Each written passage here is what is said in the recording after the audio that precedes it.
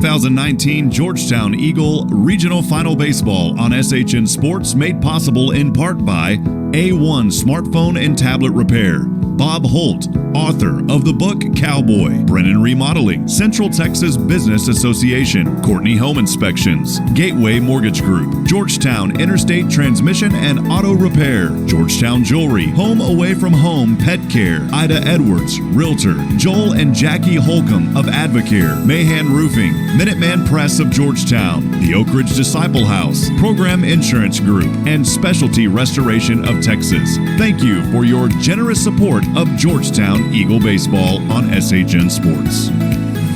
Meet Josh. Hi, everybody. Josh is a high school basketball player, solid shooter, great teammate. Hey, don't forget my tenacious D. And he's my son. Oh. So, what does Josh do to be the best basketball player he can be? I play tennis. Studies show that student athletes here in Texas who play more than one high school sport are more likely to excel. Tennis does more than improve Josh's conditioning. It gives him a fresh competitive outlet, reduces the risk of injury by cross-training, and introduces him to different coaching techniques and new friends. Don't get me wrong, hoops are my first love. Tennis just gives me a little break. So when the new season begins, Josh isn't burned out on basketball. He's eager to play, and you can see the difference in his game. This message presented by the Texas University Interscholastic League and the Texas High School Athletic Directors Association. Honey, isn't it amazing? What? The sacrifice, the dedication, the grit. I mean, they really set an example, don't they? Oh, well, no question. Today's high school athletes are truly special. Not the athletes. Woohoo. The officials. Oh. Today's student athletes are truly special. But there's something pretty great about the men and women who officiate their games, too. Like the way they're giving back to their communities. Officiating is a terrific way to stay in shape, meet new people, and stay connected to the game you love. But the biggest reason of all? We need more qualified high school officials here in Texas. And without them, the rest of us would have a whole lot less to cheer about. High school games need officials. High school sports need you. Great call, Ralph. Yeah. Interested in becoming a licensed high school official? Go to highschoolofficials.com to learn more and begin the application process. The University Interscholastic League would like to thank its corporate sponsors. Without the generous support of these sponsors, many UIL activities would not be possible. The UIL gives special thanks to Balfour, Baylor Scott & White, Dairy Max, Dairy Queen, Ford, Box Sports Southwest, Gatorade, Hellas Construction, Max Preps, the NFHS Network, Nike, Register My Athlete, Spalding, and Texas Farm Bureau Insurance. These generous corporate sponsors support the UIL in all its activities, music, academics, and athletics. The UIL appreciates these sponsors and their participation in all that the UIL does in Texas extracurricular activities. On behalf of the UIL and its corporate sponsors, thank you for supporting UIL activities in your community and enjoy the game. Georgetown Eagle Baseball on SHN Sports made possible in part by A1 Smartphone and Tablet Repair, Mandy Murphy. Cell phone and tablet repairs, including screens, charging ports, batteries, buttons, and more. Online at a1phonerepairs.com. Bob Holt, author of the book Cowboy. Pick up a copy at Lark and Owl Booksellers on the Square in beautiful downtown Georgetown. Brennan Remodeling, Jeff Brennan, building equity since 1988. Email brennanremodel@gmail.com for all of your remodeling needs. The Central Texas Business Association, your go-to source for products and services from ethical businesses in Central Texas. Online at centexbusiness.org. Courtney Home Inspections, Chris Courtney. Whether you are buying or selling a home in Central Texas, Courtney Home Inspections is your go-to home inspector. Dedicated to customer service, a Central Texas Business Association ethical business member. Online at CourtneyHomeInspection.com.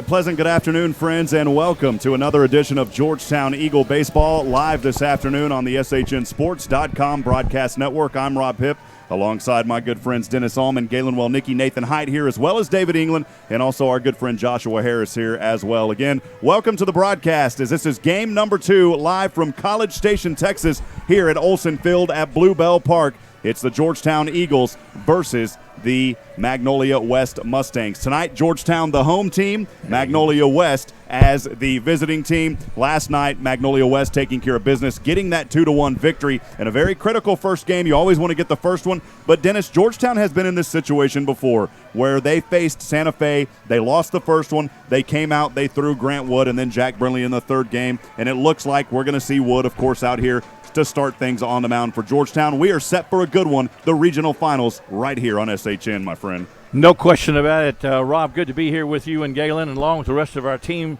to bring this ball game tonight. You said it about as good as it could be said. The Eagles are backed up against the wall, having dropped game 1 last night 2-1.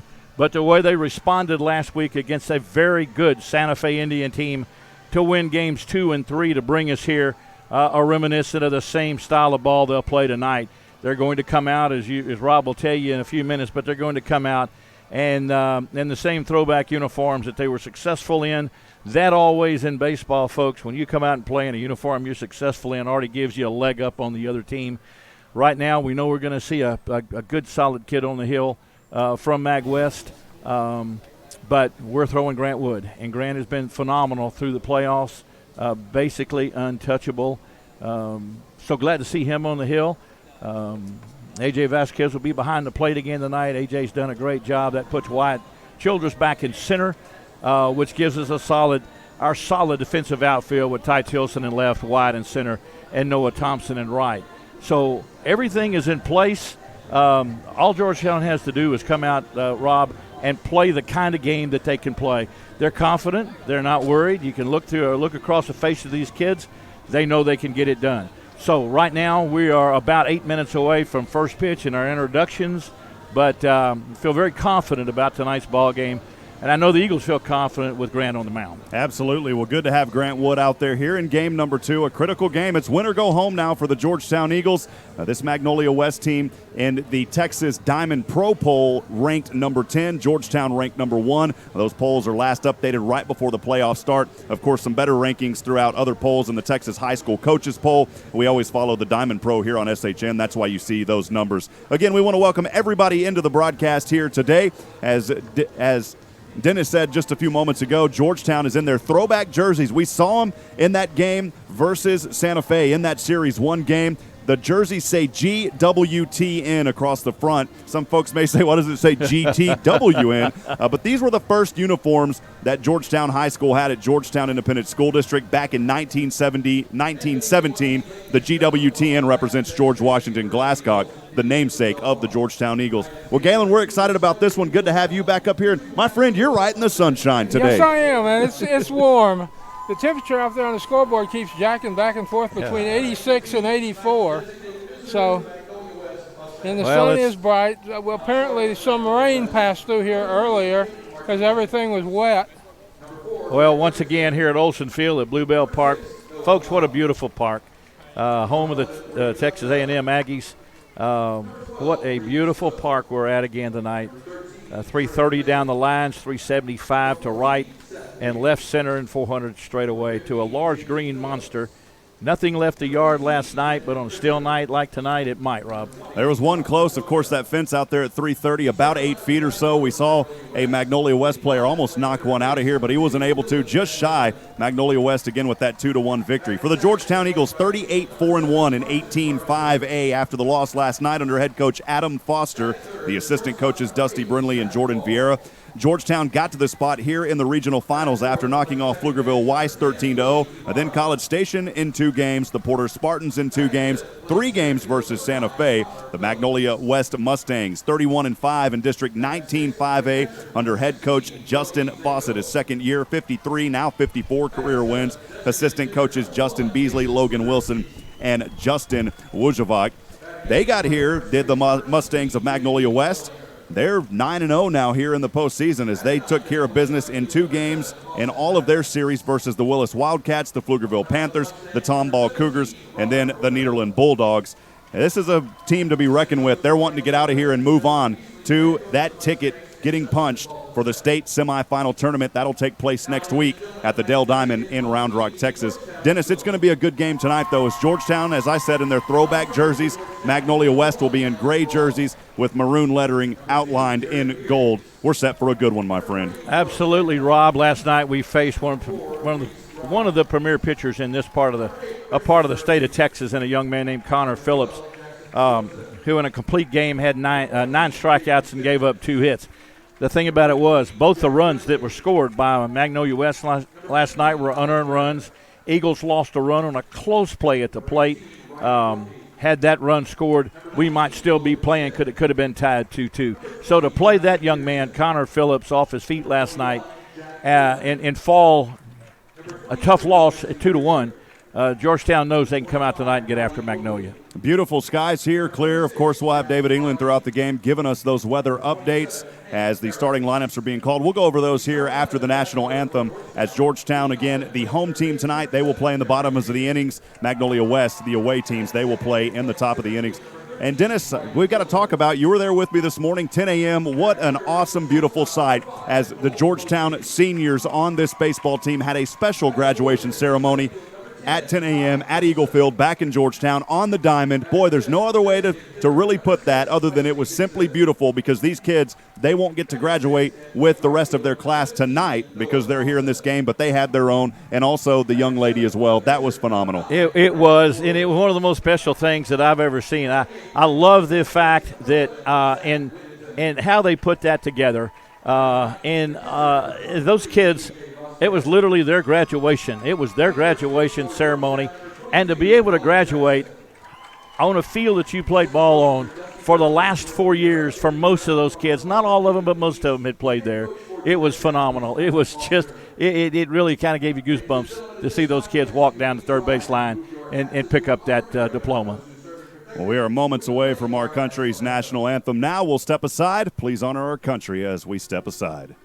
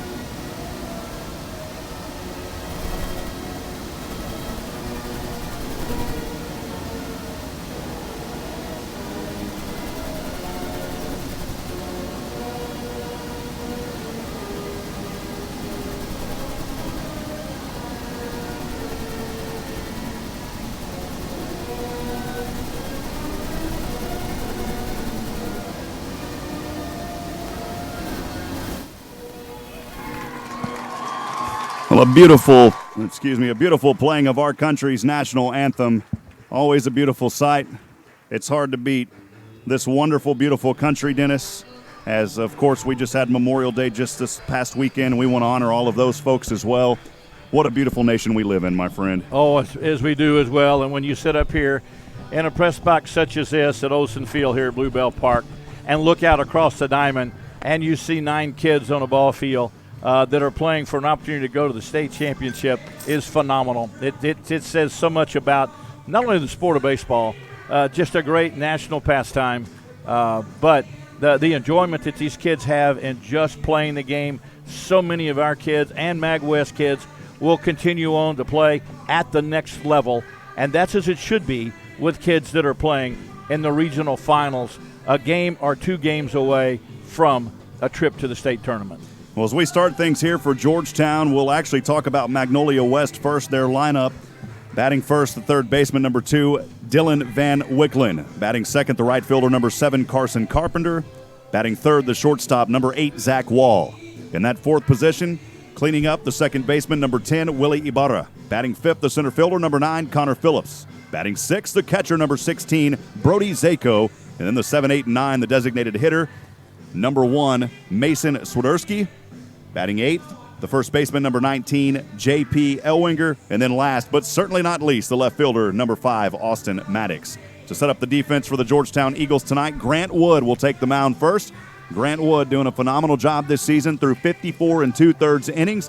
He has been in 12 games, started all 12 of those. Grant Wood doing a great job when he starts. Dennis, he is 10-0. We're looking for more of that here tonight. If you're an Eagle fan, he's allowed 7 runs on 32 hits. 6 of them were earned, 17 walks, 47 strikeouts, 5 hit by a pitch. That'll put him at a .768 ERA. Vasquez, the catcher behind the mound. Colin Jackson over at first. Whittington at second. David at third. Posey at short. And then from left to right, it's Tilson, Childress, and Thompson. And that will get us rolling here, Dennis. Looking forward to this one, my friend. All right, as Van Winklen steps in, Grant's key job right here is to keep them off the board early since they get the first shot at your Eagles. Dylan Van Winklen last night 0 for 3. Wood, right-handed pitcher for Georgetown with the sunshine in his face. The first delivery to the inside, the early count, 1-0.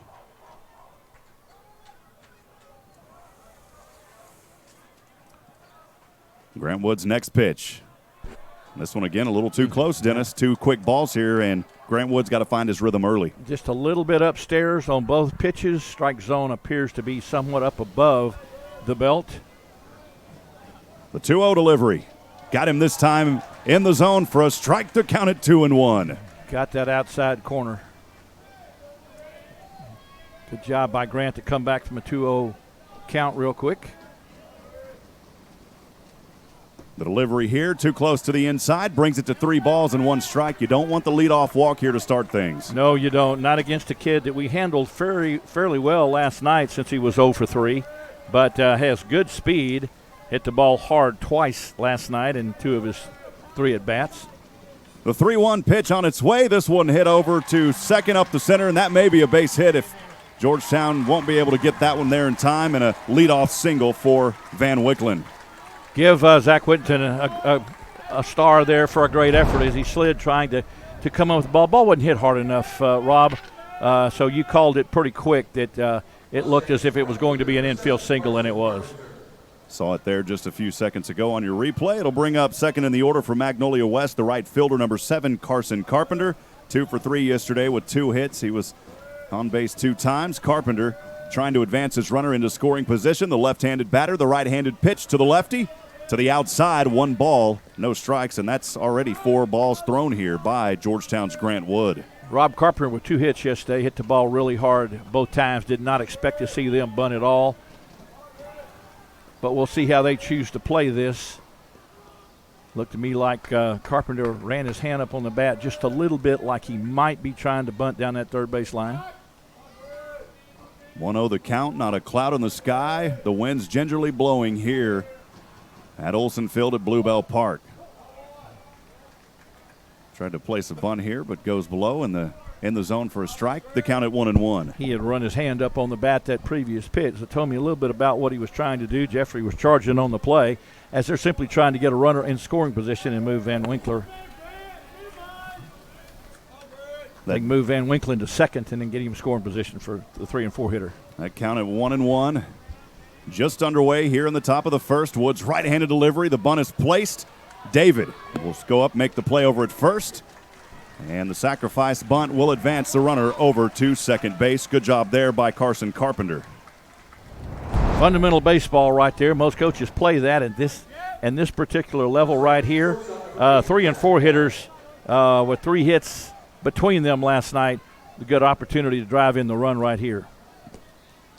That'll put Van Winklen over at second. It'll bring up third in the order, the shortstop, number 8, Zach Wall. Zach was 2 for 2 last night, 2 hits. A great job for Magnolia West. And we talked pregame before we actually went on the air, Dennis. The top of this order for Magnolia West has simply been phenomenal through 1 game. It has so far. And last night, in his last at bat, Zach Wall doubled off the left field wall, so has pretty good power as it's 330 down the line. Of course, with Georgetown being the home team, they move over in the shade to that dugout behind third base. The first pitch on the way here is a strike in the zone to Zach Wall. The early count 0-1 on 1 out. Little off-speed pitch to keep Zach Wall off balance. Both his hits off fastballs yesterday.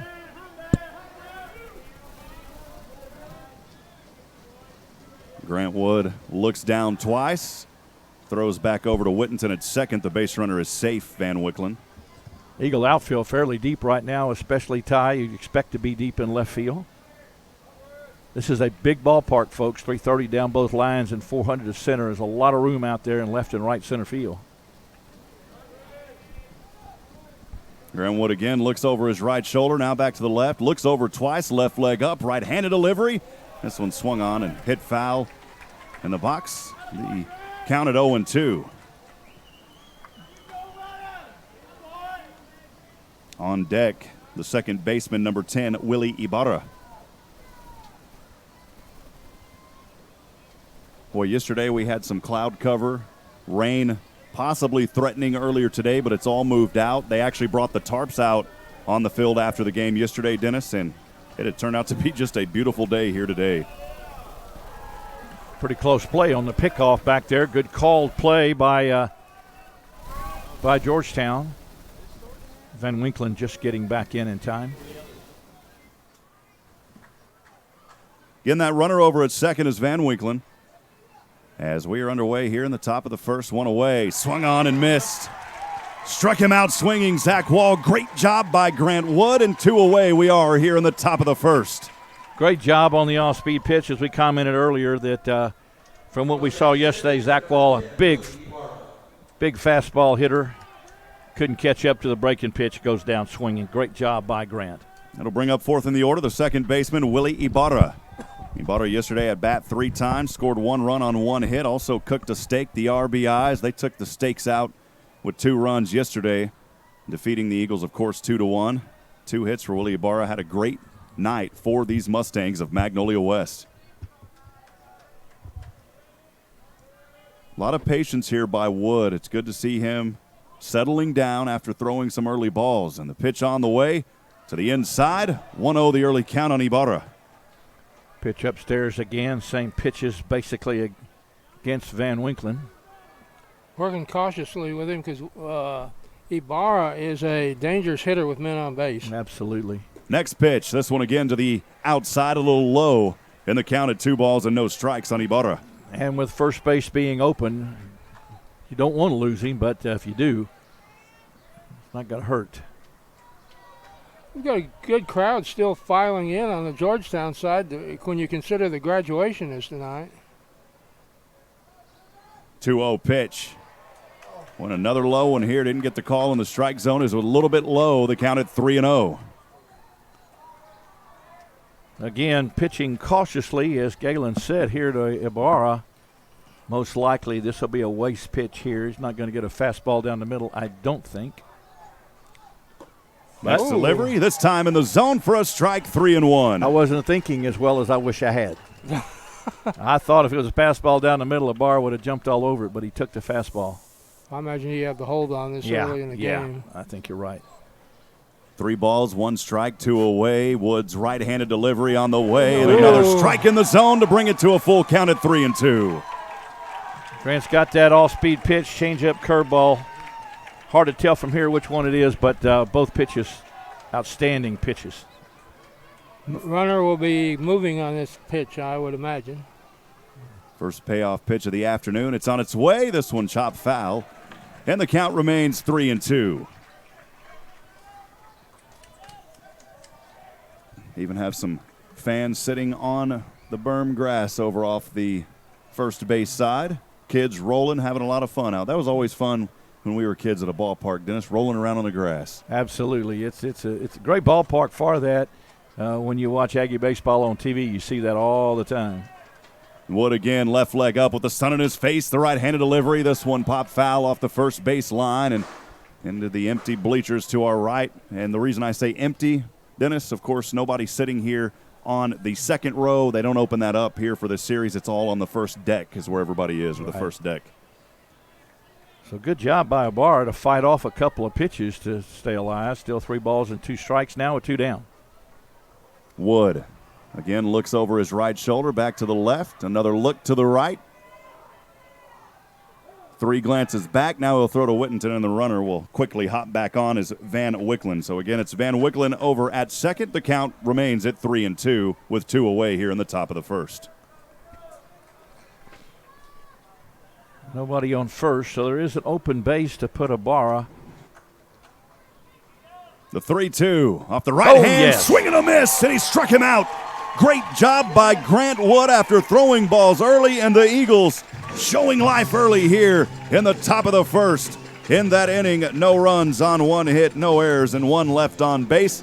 We are on our way to the bottom of the first for the Georgetown Eagles tonight as they are looking to take this second game and force a winner-take-all Game 3 tomorrow at 1 p.m., but we got a lot of baseball left this afternoon, Dennis. Yes, sir, we do. A great job by Grant Wood. Grant's job was to go out, put a 0 up on the board in the top of the first inning for Magnolia West, although able to get a runner on base. Grant rose to the challenge and got back-to-back strikeouts to get himself out of the inning, so a very good job by Grant Wood as Eagles come to bat now with an opportunity to jump on top of Mag West here. If we can get the hits going, 2 hits yesterday, not enough. We got to get the hits going today, Rob. Well, I'll send it down to David England. He's over there right next to the Georgetown Eagle dugout. David, how's the attitude today, and also how's the weather, Doppler Dave? Oh, the weather couldn't be more perfect. There's not a cloud in the sky. The rain is long gone. It's 84 degrees. Feels like 90 with a humidity of 65%. The wind's north-northeast at 9 miles an hour. Beautiful afternoon, evening for baseball here in Aggieland, and the young fellas are feeling good tonight, so confidence is high. They're in the old school jerseys, 1917 jerseys, I believe, Rob, Dennis? Yes, 1917. Well, David, appreciate you and all your fine work. We do have a lot of sponsors. We'll continue to play those spots throughout the innings. But for now, we'll talk things over as Georgetown will lead off here in the bottom of the first. Well, starting with the third baseman, number 7, Jeffrey David. It'll be the center fielder, number 13, Wyatt Childress in that second spot, batting third, the shortstop, number 5, Cole Posey. So again, it's David, Childress, and Posey. They'll start things for Georgetown here in just a few moments. Yeah, the Rebels, they're going to see a pitcher who apparently from his warm-up tosses throws the ball a little bit different. He's coming across his body almost sidearm. Yeah, almost 3/4 is what I was observing there, so a little hard to pick that up sometimes, but Jeffrey David will step in and try to get something going. Jeffrey David's such a spark plug for this ball club. We can get Jeffrey on. Eagle opportunities rise with the possibility of scoring some runs. Jeffrey David, the right-handed batter for Georgetown, again in those 1917 throwback cream-colored white jerseys. The left-handed pitch on its way from Rebels. Got him in the zone for a strike. 0-1 the early count on David. Not a left-hander that we've seen. Of course, we haven't seen that many left-handers at all to start with, but a little 3/4 action. Rebels right leg up. This one, David, hit over to right and lines it right over to Carpenter for the first out on the second pitch. Ball hit hard, but right at Carpenter in right field for out number 1. David yesterday was 0 for 2. He did score 1 run, though, and he walked once. He was that lone tally mark on the board for Georgetown. That run came in the first inning. Bring up second in the order, the center fielder, number 13, Wyatt Childress, who was 1 for 2 last night. Had the 1 hit, the right-handed batter for Georgetown, trying to bring some life here in 1-out territory. First pitch away and a ball, 1-0 early count. And Dennis, I was going to point out here from Rebels, kind of a sidearm type pitch. Yeah, he does. He comes no more than 3/4 and missed outside both times here. When he starts to pitch, he looks like he's taking the way he handles his glove and the ball. He looks like he's taking the measure of the measure of the batter. 2-0 count. Next delivery on the way. This time in the zone for a strike. 2-1 on 1 out to Wyatt Childress. He simply moved the pitch over a little bit, so this young man's got a lot of talent out on the mound. Tried to get the corner on the first 2 pitches and didn't.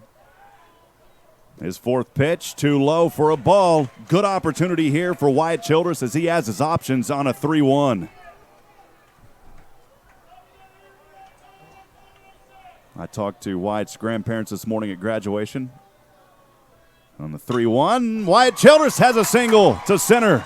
Great hit by Georgetown's Wyatt Childress and the Eagles on base for the first time tonight on the second batter. Nice piece of hitting right there by Wyatt Childress. Took a pitch just off the plate and lined it right back up to middle. So Eagles with something cooking here with one down. Colposy at the plate. You gotta like the sound of that hit. You know, it sounded richer than a lot of the hits we've had in recent games. Well, to be honest with you, Galen, we've hit the ball hard. Both Jeffrey and Wyatt have hit the ball hard, so we're not fooled at all by Revels right now. Colposy, third in the order, the shortstop for the Georgetown Eagles, who was 0 for 3. Childress will take off over to second, diving, sliding, and safe in time is PB? Wyatt Childress. PB? Yeah. Advancing right there on the pass ball, a ball that Zeko couldn't handle. And Childress clearly taken off after that pass ball. He can steal the bases, though. Yes, he can. Excellent speed, but now he's in scoring position. One ball on Colposy. Colposy, the Boise State commit, right-handed batter for Georgetown. We usually say when you're 0 for 2, you're due. I think when you say you're 0 for 3, I don't even know what to rhyme with that. Yep. It's time to be when you're 0 for 3. Pitch to the inside for a ball. 2-0 the count here on Colposy. Looking at him going to Boise State, he won't play many games up there in this kind of weather. Yeah, it'll take a little while before they get to this. He might be playing in mid-August before they get this kind of weather. 2-0, one away here in the bottom of the first. The pitch from Revels on its way to Posey to the inside, and it's a 3-0 count. Good eye by Colposy. So Revels struggling just a little bit. The line drive to right field off the bat of Jeffrey David. A base hit up the middle by Wyatt Childress. He's gone 3-0 now on Colposy. Van Winklen over at third went over to have a quick chat with Revels just to settle him down a little bit. 3-0. Colposy with his options here. Georgetown trying to capitalize. The left-handed delivery on the way. This time in the zone for a strike. 3-1. Still some options, though, for Copo. Posey taken all the way on the 3-0 pitch. Fastball down the middle, but taken all the way. Again, an empty base open at first as well. Same situation that Mag West had. No walk here wouldn't be the end of the world. Revels will keep an eye over at the second base where the base runner is. This pitch to the inside and walked him, and that'll put Colposy at first. Childress will remain over at second, and Georgetown looking good early here in the bottom of the first. You like the attitude. You like the way the kids would come out. Good eye. Real good at bat right there from Colposy. Brings up fourth in the order, the left fielder, number 10, Ty Tilson. Ty last night 1 for 3. As he had that one lone hit for Georgetown. With runners on 1 and 2, the Eagles trying to take advantage early in this ball game. Childress will take off over to third. The pitch on the way. Childress diving, sliding, and he is safe. A stolen base and a double steal as Colposy will also reach over to second. Great job right there by Coach Adam Foster. Adam watching closely of the delivery of Revels. Revels completely not paying attention to Wyatt. Wyatt got a good lead and was off and running. Cole right behind him, and as you said, the double steal. Base hit, your Eagles could be up 2-0. 1-0 the early count to Ty Tilson. With the sunshine to his back, Revels, the left-hand delivery to the outside. 2-0. A lot of balls being thrown here by Revels early. Revels not sharp at all, to be quite honest with you. That would be 5 of the last 6 pitches have been balls that haven't even been close.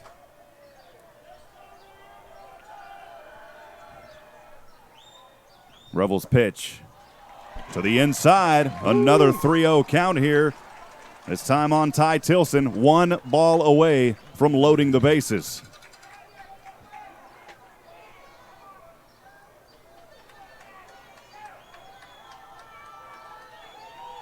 Revels 3-0 on the way. This one hard hit over. This is a base hit. 2 runs will come in for Georgetown. One of them's on its way now. Tilson over to second. He'll get the double and 2-run score. Cook the steaks, baby. Bring him out of the freezer. Georgetown up 2-0 early after the Ty Tilson double and brought in 2 RBIs. Ty Tilson just jumped on that fastball.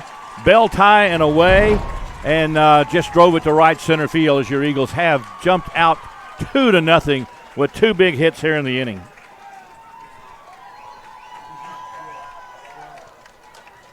Well, Dennis, we talk a lot about cooking the ribeyes here on SHN. Galen and I like food. We talk about it all the time. And Georgetown, as Chris Courtney said, we got to pull them out of the freezer. Tonight, Georgetown cooking the steaks early. Absolutely. Eagles, with their patience at the plate, have really given Rebels a tough time. He's had to come in with fastballs basically down the middle, and Eagles jumping all over him. You know, if you'd have seen Dennis at lunch, you could have told that he was interested in food, too. Hey, that Edinburgh steak at Jay Cody's was pretty good. I'm not going to tell you it wasn't. Eagles looking to add on to this 2-0 lead, folks. Great 2-0 lead here in the bottom half of the first inning. And the good news for Georgetown, only one away. This is normally a Georgetown team that does good work. They do good work quite a bit, but normally in 2-out territory. Today they said, you know what, let's drop it back and out so it's not as stressful. Well, the positive for us today, Rob, 2 hits through 7 innings yesterday, 2 hits, 2 runs here in this inning. Wesley Dixon, 5th in the order, the designated hitter. He'll take a little bit of time as he steps out of the right-handed batter's box. Don't forget Ty Tilson, of course, over there at second after that double and 2 RBIs moments ago. And, boy, that was just out of the reach of Carpenter over there. Carpenter made a good effort on it, but the ball was well hit off of the bat of Ty Tilson. Rebels will glance twice. Now the left-handed delivery. Got him on the zone here for a strike. The early count 0-1 on Georgetown's Wesley Dixon.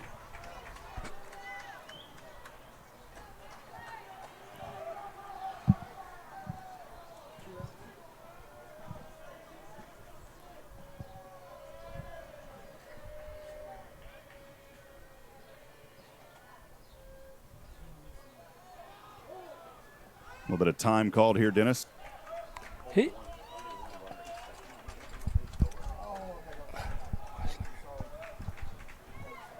Dixon's got 2 gapping holes on both sides of the infield. He could put the ball through. 0-1 pitch on the way to the outside to even the count at 1-1. Aces across the board. Eagles taking advantage of a pretty tight strike zone right now. Very patient at the plate.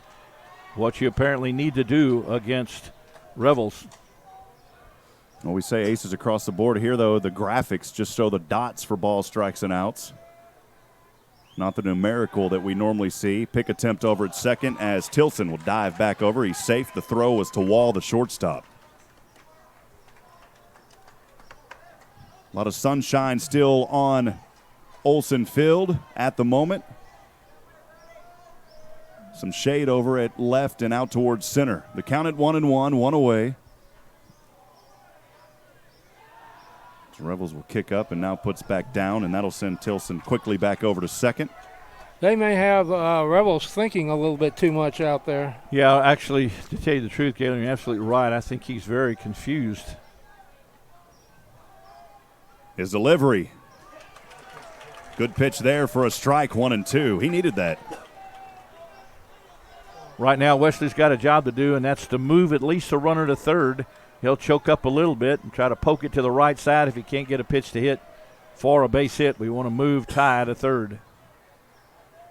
Rebels, the 1-2 pitch on the way. This one hit out of his glove, and that's another one up the middle. Runner Tilson will stay over at third, though. It didn't get out deep enough, but it will put runners in the corners. Dixon with the third Georgetown hit, and that'll put Tilson at the hot corner over at third. First and third now with 1 down. Eagles are really trying to add on right here. It looked Pile on Rebels. It looked like Tilson might have lost his balance a little bit over by third base. Well, they were shallow in center. I think Adam did exactly the right thing by holding him at third with just 1 down. 2 outs he might have sent him, but with 1 down. Right now, Eagles came to play, Rob. That's all I can tell you. They are not ready to go home. Noah Thompson, who was 0 for 1 last night. He did reach on a walk, struck out once. At bat now for the Eagles. 6th in the order, the left-handed batter. Georgetown holding on to that 2-0 lead here in 1-out territory in the bottom of the first.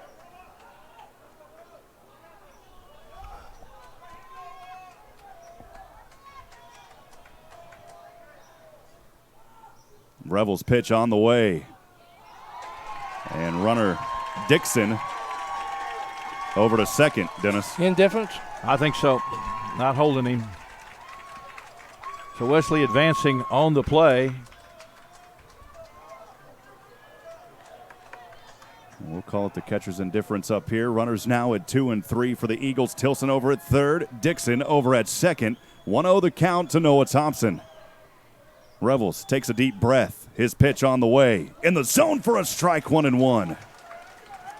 Base hit here, Rob, would be huge as your Eagles have the 2-0 lead. Could double that with a base hit. Connor Phillips, who pitched last night in center field, very shallow. Everybody else straight away and right and left. 1-1 delivery. Boy. Good pitch there on the corner for a strike, 1-2. Pitch that looked like a little bit away and even upstairs. It's called a strike. So knowing a little bit of a hole, 1 ball and 2 strikes.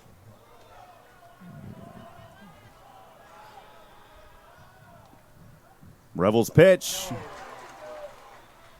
And Thompson will be out over at first. Swung on, that one was in the dirt, and it is the second out for the Georgetown Eagles.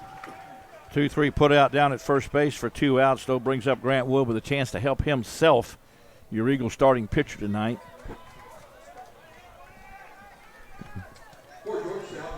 Seventh in the order, as Dennis just said, the pitcher number 9, Grant Wood for Georgetown. Grant Wood 0 for 2 last night. He struck out once. Great opportunity right here for Grant to get not only confidence on the hill, but a confidence in the game with a base hit. First pitch on the way to Wood. Right across the plate for a strike. 0-1 early delivery. Early count, rather. Oh, they called it a ball? No, they changed it. I was about to say. No, it was a strike call. Yeah. Can't always you can use that scoreboard as a reference, but I saw the umpire down there say it. 0-1 pitch on the way. Another strike, 0-2. Well, that one's set just on the outside corner for a call strike. Todd Tilson at third, Wesley Dixon at second. Eagles with an awfully big opportunity to double the score, but we'll take a 2-0 lead, folks. No question about it. Grant Wood still all smiles on the 0-2. The pitch on the way to Wood. This one too close to the inside. The first ball on the third pitch. 1-2 the count.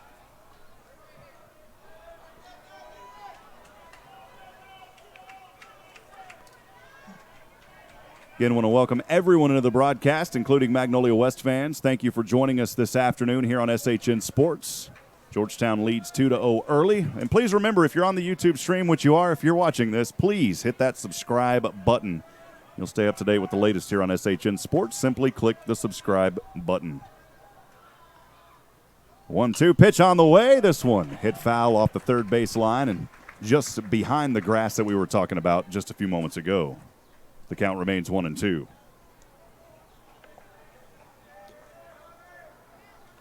Rob, if you remember, one of the things that Coach Foster said yesterday in his interview with you, they're going to come out and punch him in the mouth, get after him early, and they've done just that.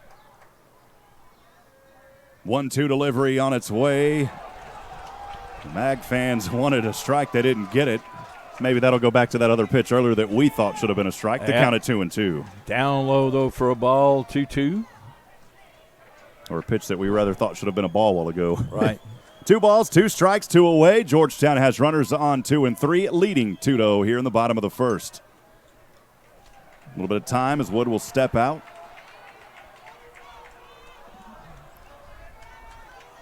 Of course, Kyle Field way back behind us at center field. Beautiful facility here at Bluebell Park. Revels delivery. That's down, that's down. This one is coming down, and Wood gets a much-needed hit. That'll put the runner for Georgetown coming in and scoring is Ty Tilson. And Georgetown coming alive here in the bottom of the first with a 3-0 lead, 2 away. Without question, Georgetown came to play tonight, folks, swinging the bats. This is the best that I've seen to swing the bat against a quality pitcher in probably the last 6 ball games. Jaden Chinnis will come into courtesy run at first.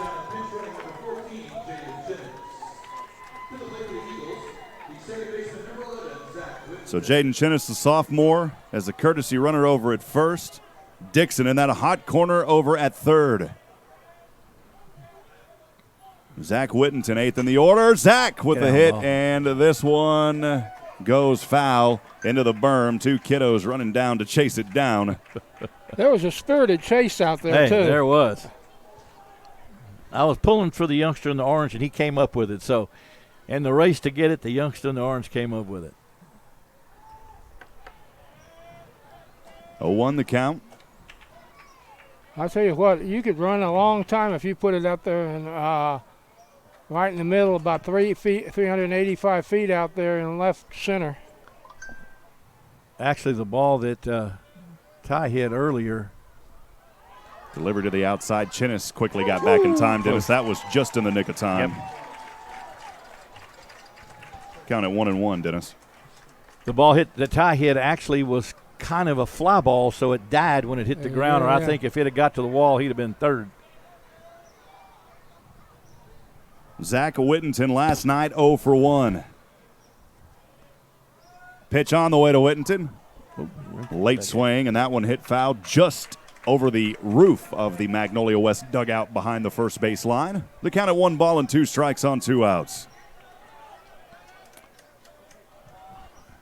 Early work by your Eagles here in the bottom of the first inning have given them a 3-0 lead.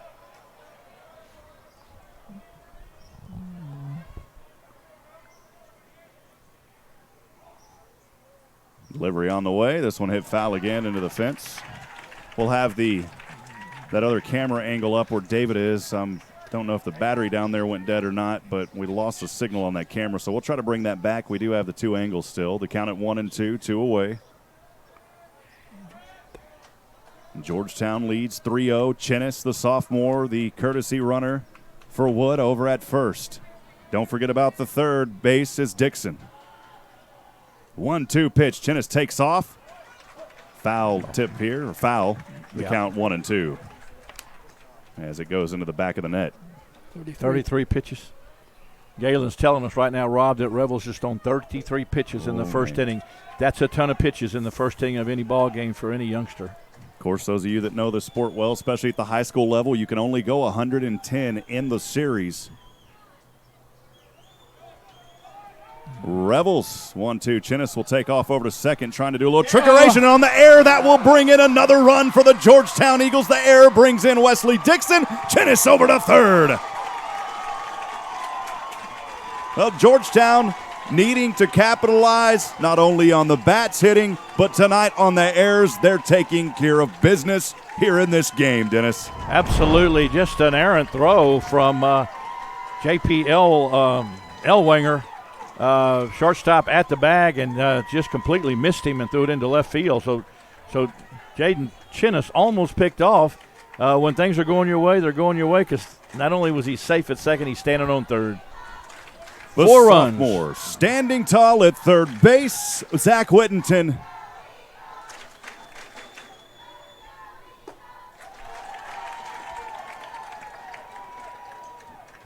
There's a ball here. The count, boy, it should be 2-2. 2 balls, 2 strikes. Yeah, the scoreboard doesn't show it. 2 balls, 2 strikes, the count. I'm always having to second guess my score sheet, Dennis. 2-2 pitch. Whittington pops this one up.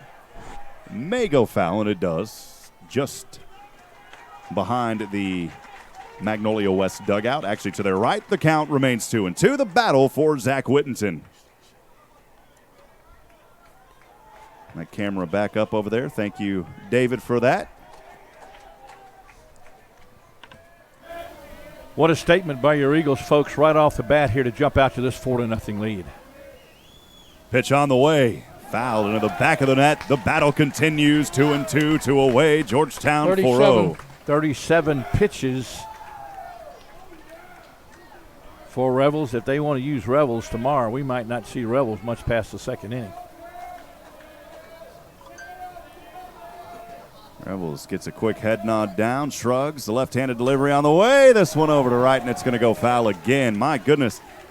Zach Whittington staying at bat here. He's staying alive. That's the 5th foul.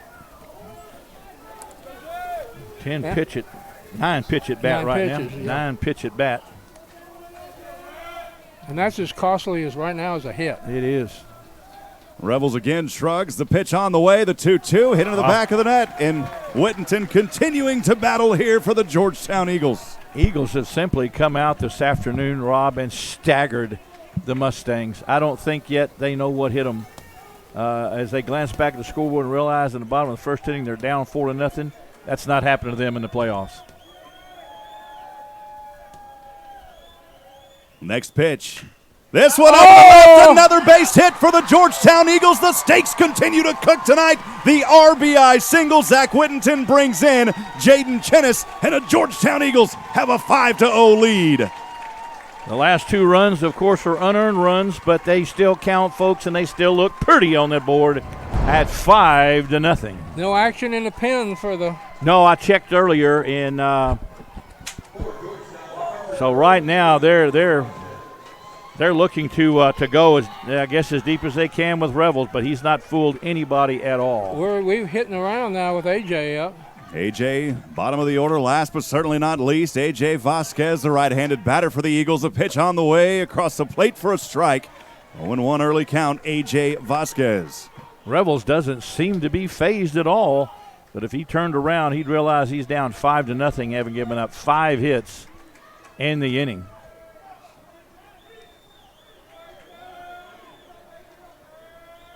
A 1 pitch. Another one across for a strike on Vasquez. 0-2. AJ last night was 0 for 2. He struck out both times, trying to avoid a third strikeout in a row here in this series. AJ wearing number 23 tonight, as there isn't a number 24 for these throwback uniforms. He's normally 24. This will be the 40th pitch. 0-2 on the third pitch for a ball to the inside. 1-2 count. How many was that, Galen? 40. Oh, my goodness. Hustling out of the dugout down to the bullpen is they haven't shown up yet, but they're hustling down there to the bullpen.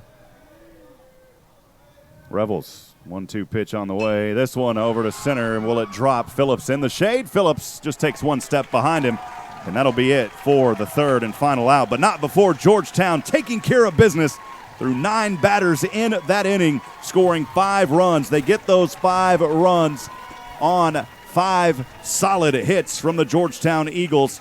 There was one error for sure. I have one error. I think they gave 2 errors on the play on Jaden Chinnis, That was simply one error. So it is one error, but if on the board up there showing 2, we'll mark it as 1 here on our sheet. And Georgetown leaving 1 on base. We'll step aside. Eagle baseball continues in a few moments.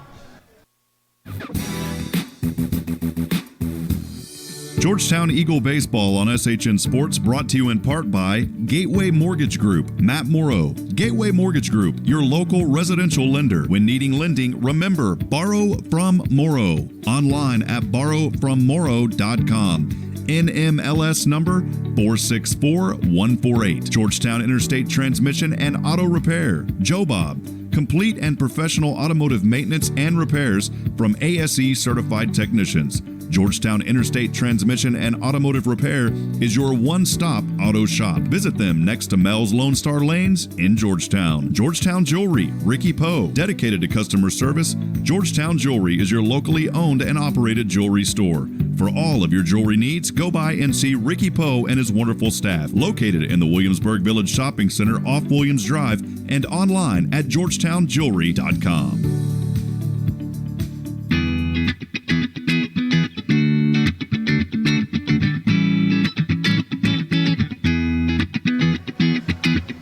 Back in action from College Station, Texas. I'm Rob Hipp alongside Dennis Allman, Galen Welnicki here at Olson Field at Bluebell Park, where the Georgetown Eagles take care of business in the bottom of that first to start off with 5 runs.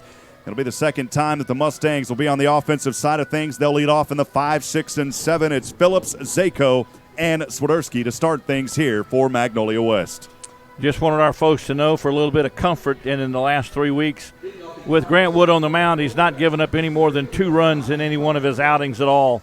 So what a time to have Grant Wood on the mound as your Eagles have a 5-0 lead. Quickly in rhythm, Wood's right-handed pitch to the outside as he knew that one got away from him. You saw him kind of moving his hands around there, that right hand, and now getting a little stretched in his side-to-side action. 1-0 count on Connor Phillips. Foul straight back. Next one a strike on the foul. 1-1. Right up over our heads.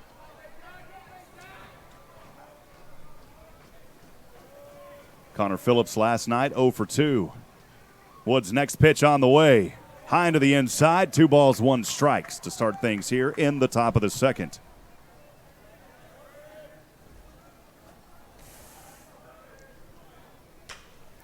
Oh, on the 2-1, way up into the air, and this one will drop down as Childress runs over to left center just in front of the 375 mark for the first out. A lot of air behind that one, Dennis. A lot of air, but a lot of speed in that outfield. Both Ty and Wyatt to the ball with plenty of time. But you normally will give way to your center fielder. He's kind of the captain of the outfield. You give way to your center fielder, and Wyatt just tracked it down. Great job on Wyatt's part. First pitch on the way to the left-handed batter, Brody Zako. Called a ball, 1-0 early count on the catcher in that 6th position. Again, Brody Zako. Zako last night, 0 for 3. Wood with some sunshine still in his face. This one swung on and chopped foul as it goes off the third baseline. Just outside of the apron there around home plate. The count at 1-1. Zako, one of several Magnolia West players that have their hair dyed blonde for this game today. Saw him when he came out in pregame. 1 ball, 1 strike, 1 out. Grand Woods pitch on the way. This one in the dirt for a ball, 2-1. Magnolia West has a left-hander. We can't see his number from here yet, but they have a left-hander up working, so they would probably follow the left-hander Revels with a left-hander. 2-1 pitch. This one swung hard, foul off the first base line. It bounces off the angled fence. The count even at 2-2. Some pretty unique features here, or not really unique, but just some interesting features. Dennis, you pointed that out yesterday, the angle of how this park works and just the different setup here. It's a beautiful facility. It's a beautiful facility, but it has a strange angle as it angles back into both right and left field. A ball Ty Tilson caught last night. He caught at the railing. 2-2 pitch on the way. This one chopped over, and that's a base hit. A single over to right field as it was right in between the gap of Whittington and Colin Jackson there at first. Second hit of the night for the Mustangs. So a 1-out single for Zako will bring up 7th in the order as we move to the bottom of the order. The designated hitter number 1, Mason Swiderski, and the courtesy runner is Matoka. That's what I believe, John Matoka. For Magnolia West, the designated hitter number 1, Mason Swiderski. So Matoka hasn't picked up the courtesy runner yet, but they will, I'm sure, from pitch on the way to J.P. Ellwanger. Pops this one up. Again, Childress, and all of that shade that's out there, able to grab it. Runner won't be able to take off over to second. And Dennis, that shade is really moving over the field now. Just a few bits of sunshine over at right and just around the infield there in front of Georgetown pitcher Grant Wood. Hitters are facing an interesting situation as the ball is still in the sunlight but coming into the shade. So there's a little bit of a cross about halfway to the mound where it's shady to the plate but sunshine on Grant Wood. Take us to the bottom of the order. Left fielder Maddox, and he'll hit this one over to Copo. Copo, an easy tag over at second, and that will do it for the third and final out. Only 1 hit in this inning. 1 left on for Magnolia West. We'll take a break. We're through 1.5. Georgetown leads 5-0. We'll be right back in a few moments.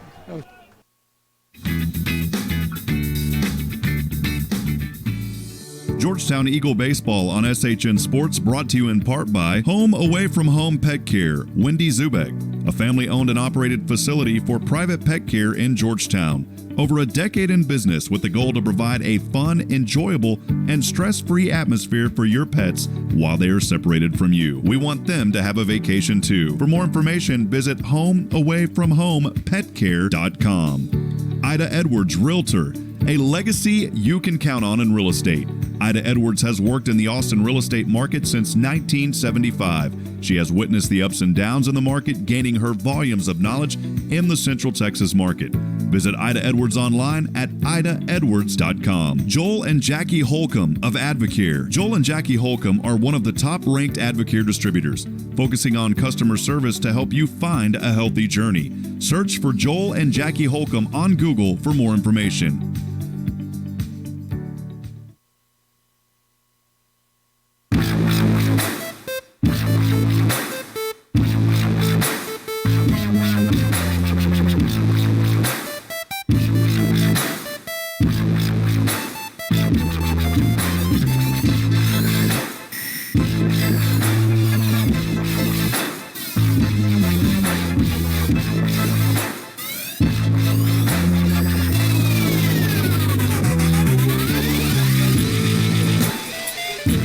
Back in action as we start things here in the bottom of the second. 5-0 the lead. Georgetown back at bat, leading things off. We'll go right back to the top of the order as Georgetown was through 9 batsmen in that first. It's Jeffrey David. The first pitch got him for a strike. Revels trying to regain some composure here again as he went through 9 batsmen, allowing 5 runs on 5 hits in that first inning, Dennis. Second pitch on the way. A ball, 1-1 count, my friend. Jeffrey David didn't figure in the first inning because he lined out to start the ball game. But as hard as he hit the ball, I think it gave some confidence to our kids behind him. Next one popped up. It'll roll behind us and behind the fence, actually in front of us, but behind the net, rather. The count at 1-2 on Jeffrey David. David was 0 for 1 in the first inning as he lined one over to right field on the second pitch. Revels taking some time here. Now the 1-2 left-handed delivery on the way. David, hard hit over. Will this one drop? Trying to chase it down as the right fielder and able to make the grab as Carpenter. Another one over to right for the first out. That's the amazing part about baseball right there, Rob, is that, to be honest with you, Jeffrey's hit the ball as hard as anybody on the ball club right now and is 0 for 2, but has hit the ball very, very well. Watt Childress started this rally with a base hit back in the bottom of the first innings. See if he can get it started again. Center fielder, 13, Wyatt Childress, who's 1 for 1. Pitch across for a strike. 0-1 early count here on Georgetown's A&M commit, Wyatt Childress.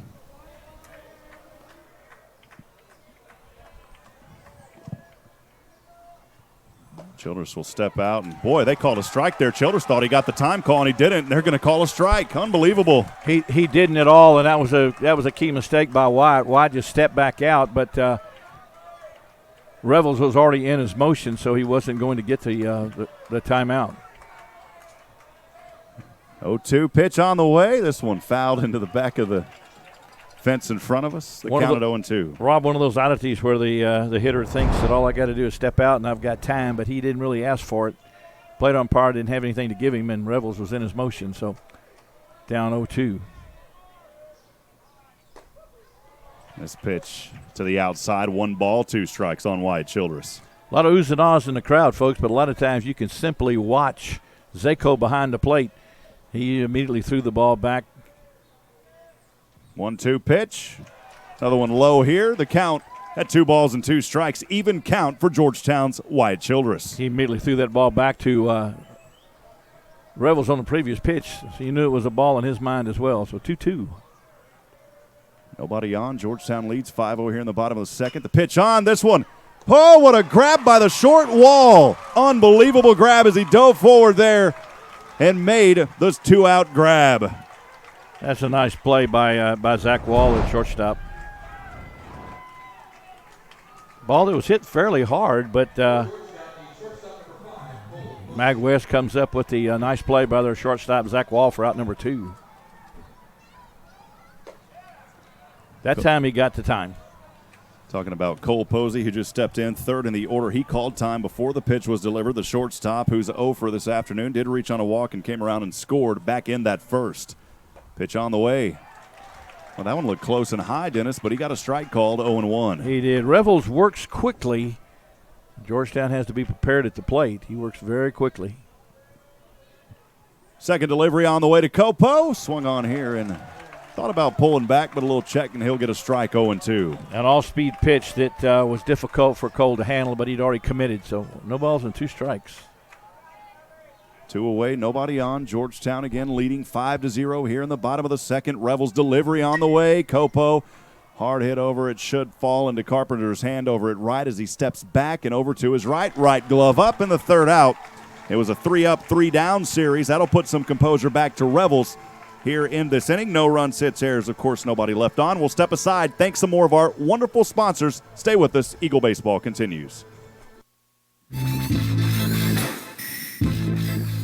Georgetown Eagle Baseball on SHN Sports, brought to you in part by Mahan Roofing, Jesse Mahan, providing you with everything you need to make sure the roof over your head is safe, sound, and secure. a veteran-operated and owned business with exceptional customer service in Central Texas. Visit Mahan Roofing online at mahanhcs.com. Minuteman Press of Georgetown, Ty Gibson and Blake Nicholson. Your one-stop print shop in Georgetown is Minuteman Press. From business cards to brochures, signage and magnets, logo design, and just about everything you can imagine, Minuteman Press can help bring your business to life. Visit Minuteman Press of Georgetown online at mmptx.com. The Oak Ridge Disciple House, Joshua Harris. The Oak Ridge Disciple House is a 501c3 nonprofit, faith-based Christian character building ministry helping men 18 years or older who are suffering from drug and alcohol addiction. If you or someone you know needs help, Oak Ridge can help. There's light at the end of the tunnel. Find that light at the Oak Ridge Disciple House. Online at oakridgedisciplehouse.com.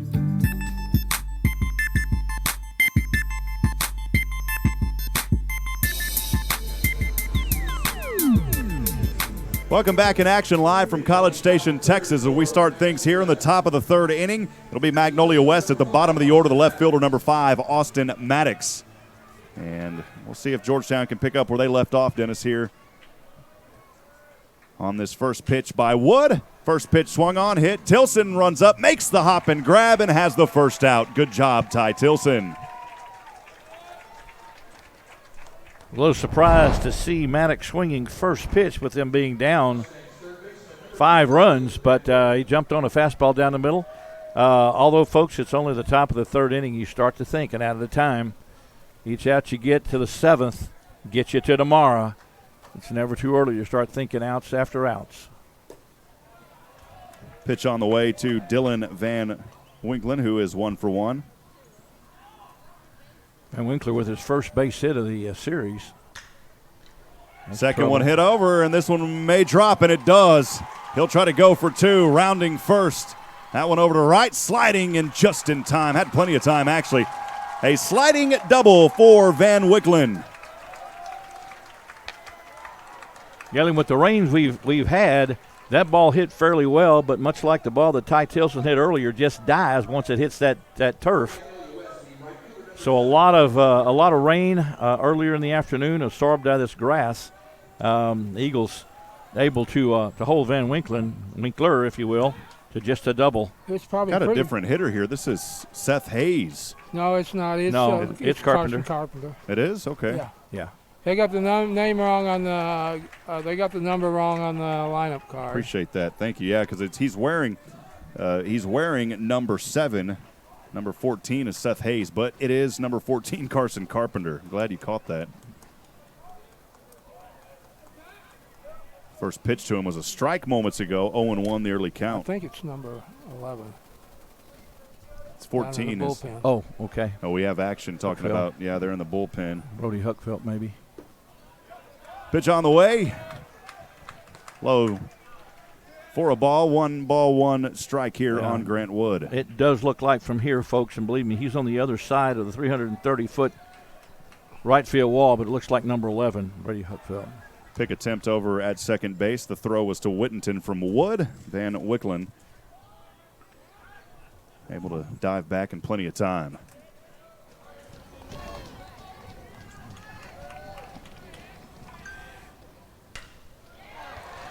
Another one to hit in between the gap at center and left, and the runner will not be able to come around home. He will run over to third, though. Carson Carpenter able to reach. Another one-out hit here, one-out single for Magnolia West. A little bit of a rally for Magnolia West here as they put runners at first and third. Again, Carpenter, Galen handles that bat awfully well. That's 3 hits for him in this series, and he handles the bat very, very well. He does. And they've got 3 of their 4 hits tonight, right there at the top of the order between Van Winklen and Carpenter. Shortstop number 8, Zach Wall. The pitch on the way, too high to the inside. 1 ball, no strikes to Zach Wall, who's 0 for 1 this afternoon as he struck out swinging for the second out back in the first. This would be an excellent inning too to cut the run down and not let the run score and get through 3. Without giving up a run. It would be absolutely phenomenal, and Grant has the capability of doing that. As I said earlier, his ERA just in the playoff series well below 1. or below 2, excuse me. Don't know exactly what it is, but well below 2. Got him. Got him on the pick attempt. Over to third. He faked it to first, through to third. And that'll be the second out. Great job by Grant Wood. Just a phenomenal play. Eagles caught Van Winklen napping at third. Kind of a Rip Van Winkle. Yeah, I tell you what. Shutting down a rally quick. Eagles doing everything right tonight. Great call. I know that call came from our coaching staff, and a great call. Zach Wall, the 1-0 out pitch on the way. This one chopped and bounces over the Georgetown and into their dugout. They count it 1-1.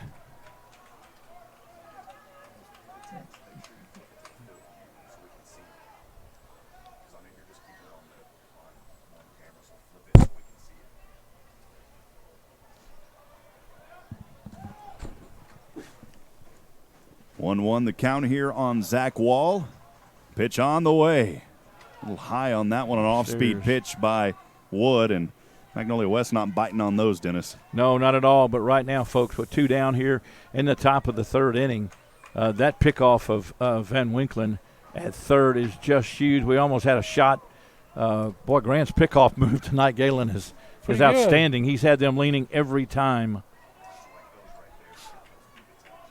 Well, if you're the pitcher, you want to anchor those people to the bases. You don't want them to be jumping up and down 10, 12 feet from the base. They're a foot or so away from their normal leads. That's Grant really doing a great job on the mound right now for your Eagles. He has truly been the stopper in this playoff run.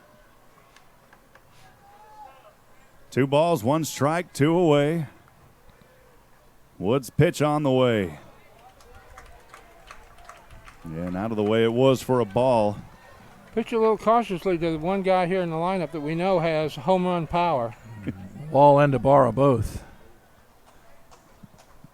Scoreboard up there a little wrong. It's showing 4 balls. It's actually 2-1 to count. Or 3-1. Yeah, it was 3-1. Now he walks. 3-1. They knew it was going to happen. That's why they did it, Dennis. Yeah. They said, they'll walk him. I'm still trying to find that 4th ball, Galen, up on that scoreboard. That doesn't usually happen. The scoreboard's a mind reader. It's some artificial intelligence out there. Runners now at 1 and 2, Dennis. Right, Rob. Right now, you don't realize how huge that pickoff is. Runners at first and second, 2 down instead of bases loaded and 1 down with Ibarra at the plate, their 4-hitter. Ibarra will take the first one for a strike as he looks at it, goes across the plate, 0-1.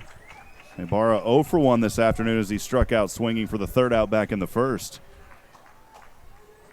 A mini rally here by the Mustangs. Grant Wood trying to shut the door on them. Ooh. Next pitch for a strike, 0-2. Beautiful delivery by Georgetown's Grant Wood. Ibarra not even close on the off-speed pitch. Grant Wood up in the count, no balls and 2 strikes, 2 runners on first and second. Wood will keep an eye over at second. His pitch on the way, too high and to the inside. 1 ball, 2 strikes on 2 outs.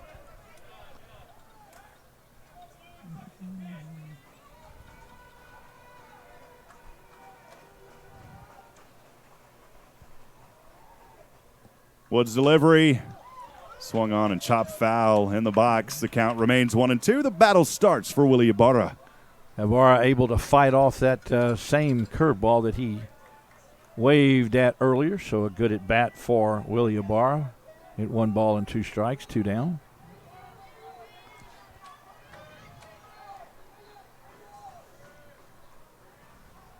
Next pitch on the way. This one popped up over to right. Coming inside is actually Whittington. Whittington steps back over to right, just outside the dirt there at right field, and able to make the grab for the 3rd and final out. In this inning, no runs on 2 hits. There was no errors, and 2 left on base as we are through 2.5. Bottom of the 3rd coming up. Georgetown leads 5-0. We'll go ahead and step aside and thank some more of our wonderful sponsors for making this broadcast possible.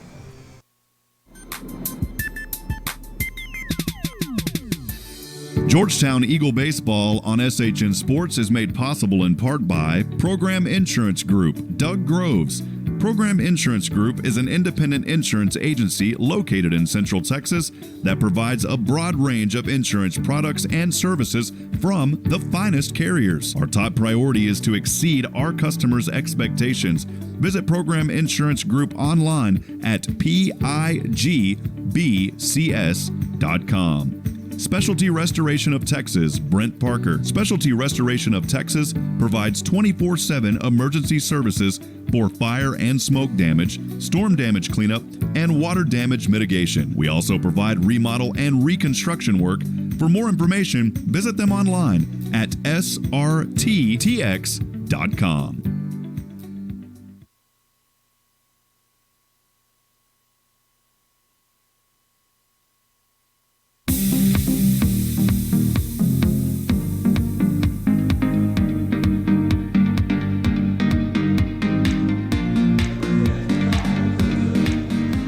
Back in action here as we start things in the bottom of the third inning. Leading off will be Georgetown's Ty Tilson for the Eagles, who was 1 for 1 so far as he doubled back in the first. First pitch on the way to the outside for a ball, Dennis. Rob, Ty's double set the stage for the big inning as it plated 2 runs on the play.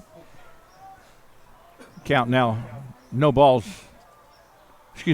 no strikes on Ty Tilson. Rebels with the high leg kick. Pitches inside for ball 2. 2 balls and no strikes now.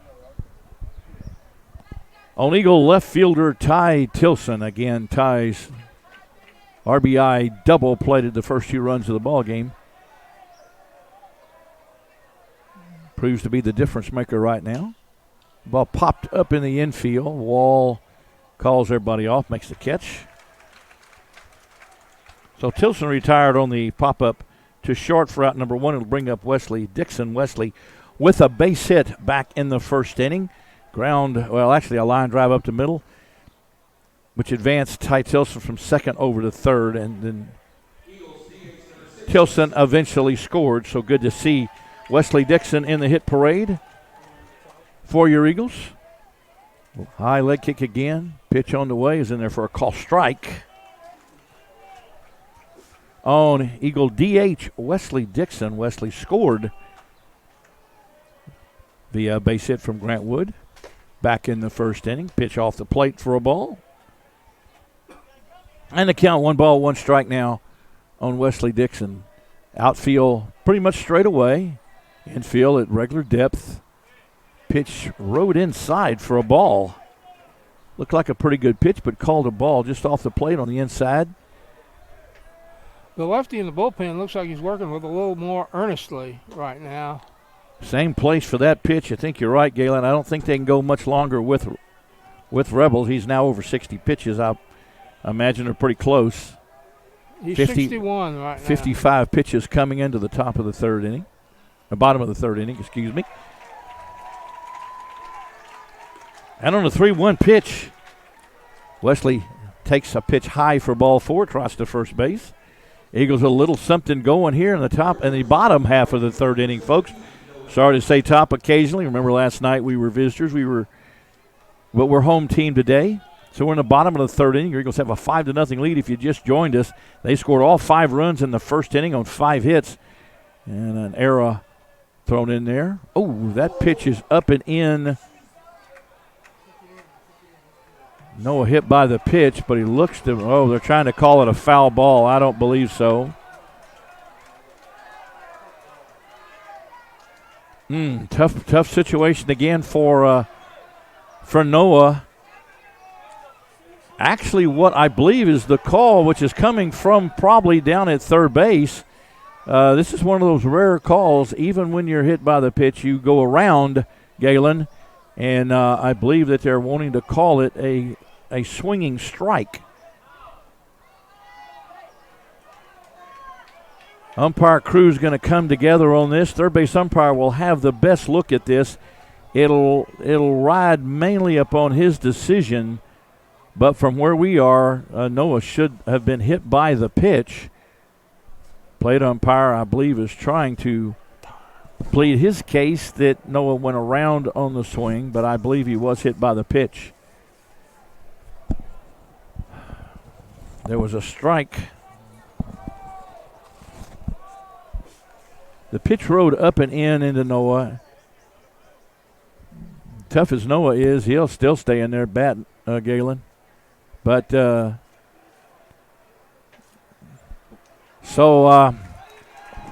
umpire wins out on that, as if to say that the ball hit the first strike on Noah Thompson.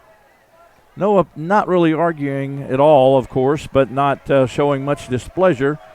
So the count is no balls and 1 strike now on Noah Thompson. Wesley Dixon still at first with 1 down. Noah steps back out to get his composure. Rob, when you're ready, take it back. We'll stay right here, folks, with Noah Thompson. Ball hit hard. Carpenter on the move, backs up about 10 steps and makes the catch. Well hit by Noah Thompson, but simply recorded as a fly out to right field. Far out number 2 in the inning. Appreciate it. Dennis had to step aside there for a second. As always, appreciate you. And we are 2 away here in the bottom of the 3rd. Grant Wood steps in. Bring up the pitcher, 7th in the order, Grant Wood, who's 1 for 1 this afternoon. Singled, eventually able to come around and score back in the 1st. Georgetown with that 5-0 lead. Dixon resting over at first. Dixon got over there on a walk, correct? Yes, he did. A 5-pitch walk. Eagles doing all their damage, folks, early in the ball game in the bottom of the 1st inning. First pitch to Wood on the way. Outside for a ball, 1-0 count. Nice job by Zako as he threw quickly back over to Elwinger there, Dennis. Closer probably than it needed to be, but Wesley back in plenty of time, so always tough to face a left-hander when you've not seen as many left-handers, or that many left-handers, throughout the playoff series. Their pickoff move is totally different to first, but the Eagles have handled it very, very well. 1-0 pitch on the way to the outside. 2 balls, no strikes.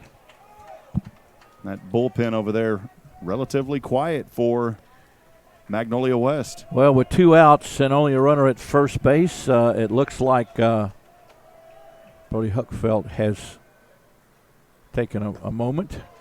Pitch upstairs. Wow. 2-0 too high, makes it a 3-0 count. A lot of options now here, Dennis, for Grant Wood. I imagine, again, we've taken mainly on the 3-0 fastball, but he could have green light. He's got that kind of bat. Next delivery on the way, and walked him. Grant Wood over at first. That'll force Dixon over to second. Both those runners getting on from walks. It'll bring up 8th in the order, the second baseman, number 11, Zach Whittington. Jaden Chinnis again will courtesy run over at first base, Rob. Jaden Chinnis, of course, a sophomore, as he was able to advance all the way over to third on a couple of errors back in the previous inning, or back in the first, rather. Zach Whittington, first pitch on the way to Georgetown's Whittington. Another ball here, 1-0 count early for Zach Whittington. Where I would disagree on the 2-error situation is that Jaden stole second and advanced to third on the throwing error, so there should have been 1 error on the play, not 2. Another pitch to the inside, 2-0. Yeah, I was about to bring that up and agree with you on that. The scoreboard has 2, but I like the Dennis Allman call better. Well, it's more baseball. They really gave an error on the throw to second, and then the wild throw that went to the left, advancing him to third. Another quick chat as Van Wicklen will come over and talk to Revels back on the mound. We've seen that a couple of times tonight. Well, Revels, Galen, and Rob seem to have a little trouble once he's got runners on. More pitching from that stretch. Pitch on the way. This time in the zone for a strike, 2-1. Zach Whittington. We just had 3 guys run down to our bullpen. Zach with a base hit his last time at bat. 2-1 pitch on the way to the inside. 3 balls, 1 strike, 2 outs. David England likes this 2-out Georgetown baseball team. Again, Mustangs with earnest attempts down in the bullpen. Back up throwing, a left-hander. 3-1 pitch on the way, and walked him. And for the first time tonight, bases are loaded. And it'll happen to the Georgetown Eagles. Revels looking over at the dugout as if to say, Coach, I'm struggling. I can't find the strike zone. 3 walks. You talk about the number of hits tonight. Georgetown came out, Rob, and put 5 hits on the board in the first and scored 5 runs. Never loaded the bases. Here in the bottom of the 3rd inning, we've loaded the bases without a base hit. Well, David, here's your 2-out Georgetown 74 team. pitches. That's right. Number 6 has been warming up for Mag West in their bullpen down there. And also Grant Wood ran down to our bullpen just to stay warm since this inning is kind of taking a little bit of time. So Noah Huff would be number 6 for Magnolia West. And discussion happening right there on the mound. David, 11 was up throwing in the bullpen. Has he set back down? I see somebody coming out now. I'd have to grab my. Well, we're sticking with them, looks like. Yeah, they're trying to get through this inning. I see 11 down there, too. Yeah, he was the first one coming out. Yes, he was throwing earlier, hustled down there. Well, the chances are here where we're at right now, down 5-0 with a very good possibility of a 3rd game tomorrow, you would not want to bring your number 3 pitcher or your top relief pitcher into the game right now. Right, not down 4-0. A.J. Vasquez will swing on the first one, hits it hard, foul way out of the park, foul ball off the first baseline. The early count 0-1 on 2 outs with the bases loaded for the Georgetown Eagles. I'll tell you what, if we could get one of these home, it would be. Next pitch way too close to the inside, 1-1. Hey, we'll take a forced walk to bring in a run. Hey, I tell you what, you score any way you can, and with this 5-0 lead here, with 3 at-bats already in the books for Magnolia West. Next pitch on the way, inside, got him for a strike, 1-2. Pitch that has been typically called low in this ball game, apparently at the knees against AJ. The 1-2 pitch on the way, this one inside. 2 balls, 2 strikes on 2 outs. Bases are juiced for your Eagles. Pitch on the way. This one pops up over to center. Phillips will try to make the play, running back, and Phillips has it. He dropped it. The air by Phillips. Wow, he drops it, and that will bring in all 3 runs for the Georgetown Eagles, and Vasquez on the air.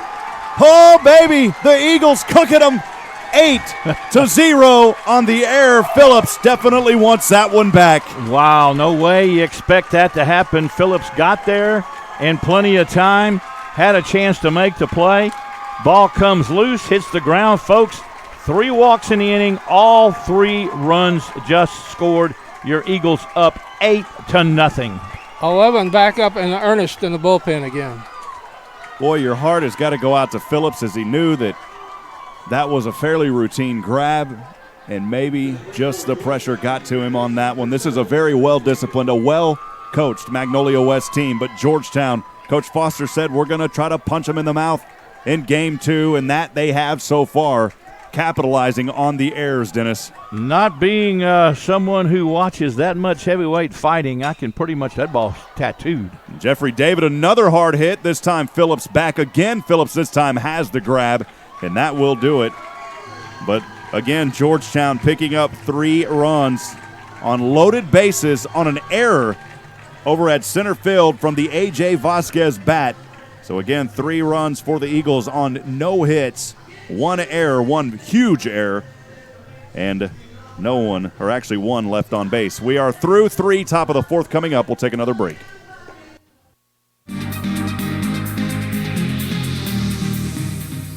Georgetown Eagle Baseball on SHN Sports made possible in part by A1 Smartphone and Tablet Repair, Mandy Murphy. Cell phone and tablet repairs, including screens, charging ports, batteries, buttons, and more. Online at a1phonerepairs.com. Bob Holt, author of the book Cowboy. Pick up a copy at Lark and Owl Booksellers on the Square in beautiful downtown Georgetown.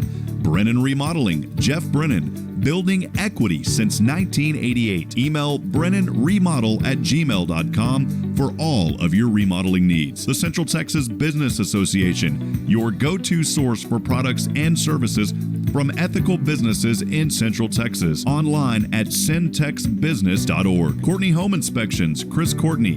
Whether you are buying or selling a home in Central Texas, Courtney Home Inspections is your go-to home inspector. Dedicated to customer service, a Central Texas Business Association ethical business member. Online at CourtneyHomeInspection.com.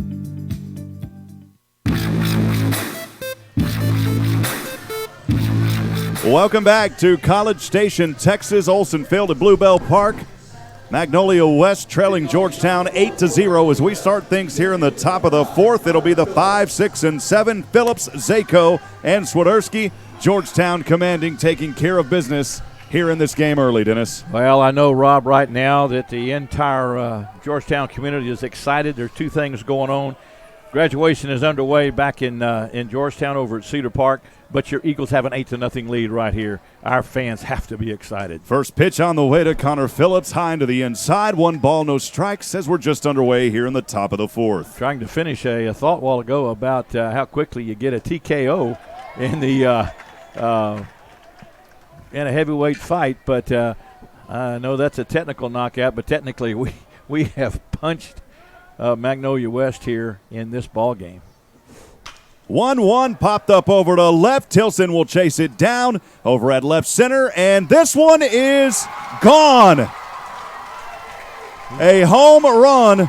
Wow, out of here for Connor Phillips, and he says, you know what, you're not going to shut us down, baby. Connor Phillips out of the park.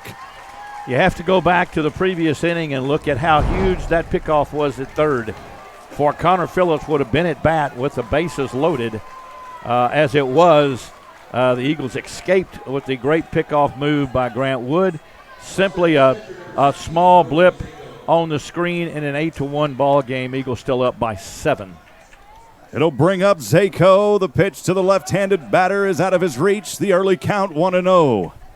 Now, you can't say that ball wasn't well hit at about 375 over the left field wall. Next delivery. Good pitch by Wood on the off speed and got Zako to bite on the strike. 1-1.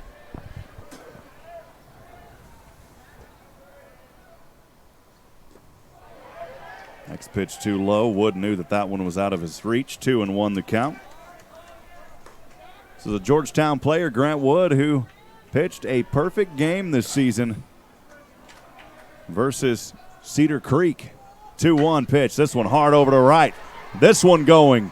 This one out of here. Wow, back-to-back home runs. This one right into the Magnolia West bullpen off the bat of Brody Zako. Oh, baby. But one comment, it's still a long ways to go for Magnolia West, although two really fine jobs by both Connor Phillips and Brody Zako. And you look at that sometimes as a simple fact that all Grant Wood's trying to do right now, Rob, is get ahead of each hitter. And those fastballs pretty much out over the plate. Two good hitters in the 5 and 6 hole just hit it out of the park. 7, 8, and 9. We are the 7th now. We are, beg your pardon. This one another over to left, and it lines to Ty Tilson, and Georgetown finally says, you know what, we've had enough of those home runs. One away here off the bat from Swiderski to Tilson over at left. Ball well hit from Swiderski, but Ty had him play just about perfect, able to come in and make the play. 8th in the order, the first baseman, number 19, J.P. Elwinger. JP is 0 for 1 this afternoon. The right-handed batter for Magnolia West stands in the center of the right-handed batter's box. The right-hand pitch on the way. A little close to the inside. 1 ball, no strikes on 1 out. If we played tomorrow, he would probably be the starter for them. Elwinger? Yeah. And Coach Dusty Brinley will make his way over to the mound as the infield will come in, and they'll talk things over on top of the hill to Georgetown's Grant Wood. You got to give Magnolia West credit. Great hits there, back-to-back home runs. And I haven't seen any opposing team, at least this year, from what I can go back, and my memory is scattered all the time, Dennis, but I can't recall a team hitting a home run on Georgetown this year, at least in district play. Definitely not in the playoffs. Yeah, not in the playoffs at all. In fact, we haven't seen any ball leave the yard in the playoffs. These are the first 2 that have left the yard. But, again, folks, you have to understand that in what I'm looking at from right here, Grant went out with an 8-0 lead just to get ahead and left 2 pitches up in the zone. 2 good hitters, their 5th and 6th hitters just went yard, but that's the nature of the game. Grant will settle back down now to visit from Coach Brindley and pitch the ball game he's been pitching. Next delivery on the way. After the chat, though, a ball here, 2-0 count on J.P. Ellwinger. Quickly in rhythm. Next one hit foul just near the on-deck circle for Magnolia West behind the first base line. As Austin Maddox patiently waiting his turn at bat. He'll get one here as we're in 1-out territory in the top of the 4th. Next pitch on the way. Oh, high to the inside. 3-0 count Ellwinger. Rode up on Ellwinger just a little bit in there.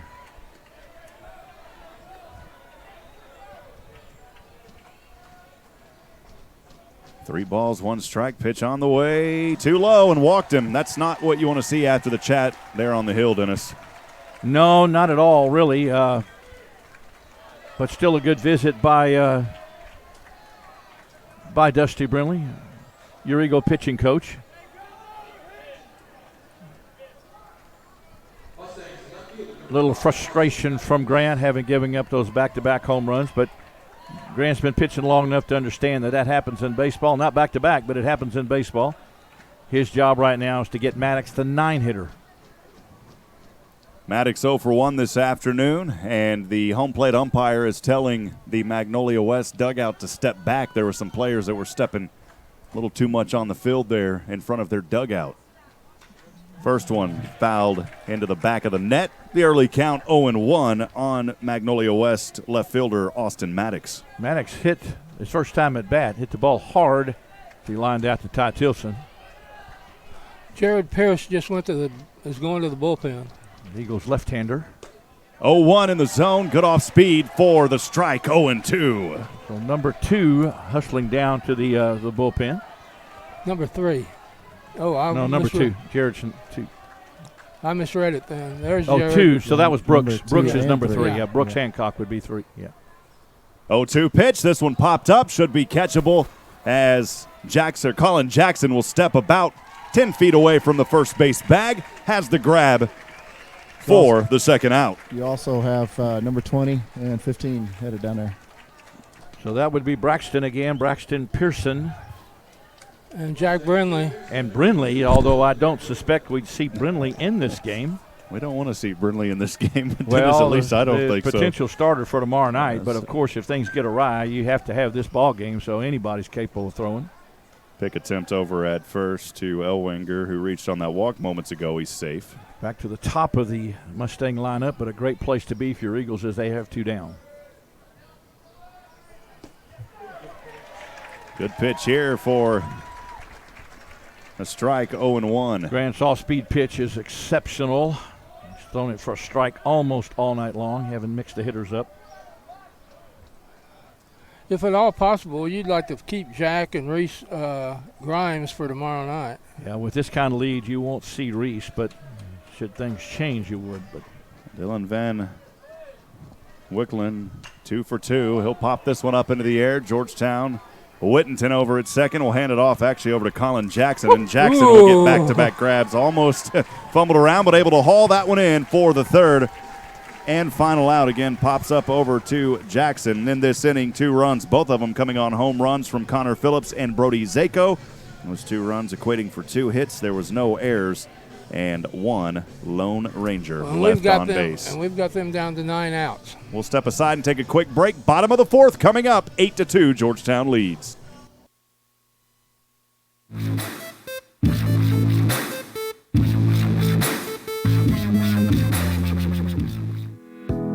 2019 Georgetown Eagle Regional Final Baseball on SHN Sports, made possible in part by A1 Smartphone and Tablet Repair, Bob Holt, author of the book Cowboy, Brennan Remodeling, Central Texas Business Association, Courtney Home Inspections, Gateway Mortgage Group, Georgetown Interstate Transmission and Auto Repair, Georgetown Jewelry, Home Away from Home Pet Care, Ida Edwards, Realtor, Joel and Jackie Holcomb of Advocare, Mahan Roofing, Minuteman Press of Georgetown, the Oak Ridge Disciple House, Program Insurance Group, and Specialty Restoration of Texas. Thank you for your generous support of Georgetown Eagle Baseball on SHN Sports.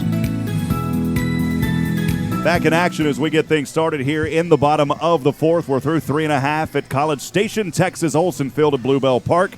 Georgetown leads 8-2. Leading things off will be the 2, 3, and 4 for the Eagles, Childress, Posey, and Ty Tilson. Mr. Allman.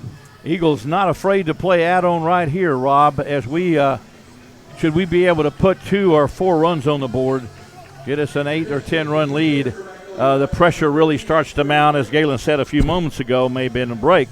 But we have Magnolia West down to 9 outs left in this ball game, and we have a 6-0 lead.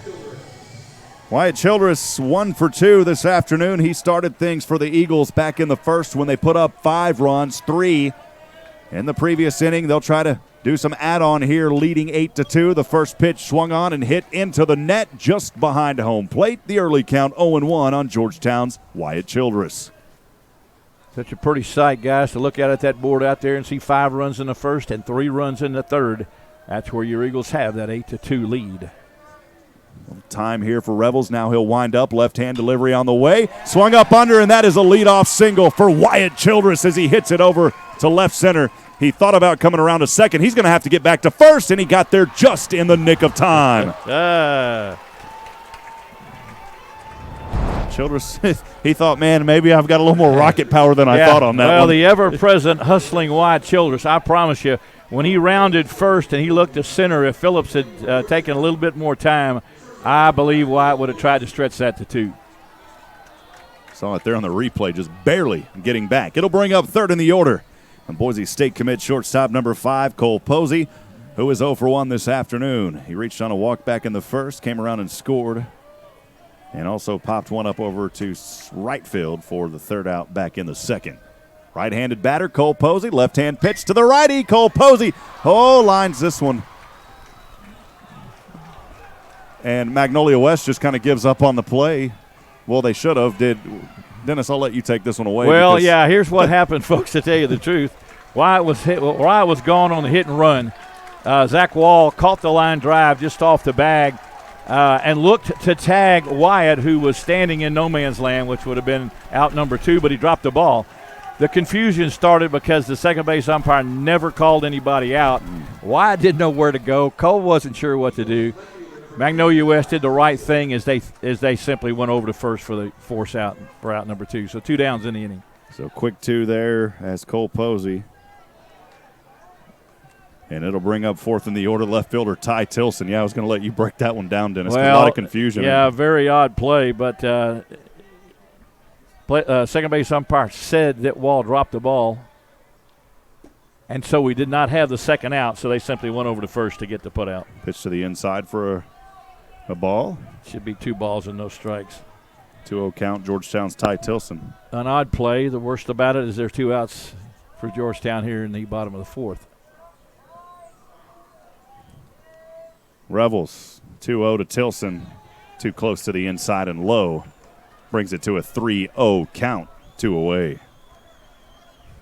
Although we know the kind of young man that Revels is out on the mound, it's not necessarily been his day. Control problems have eluded him. Of course, a drop fly ball in center field was really tough. 3-0. This time got him for a strike. 3-1 the count on Tilson. Remember, Tilson really getting this show started for Georgetown back in the first.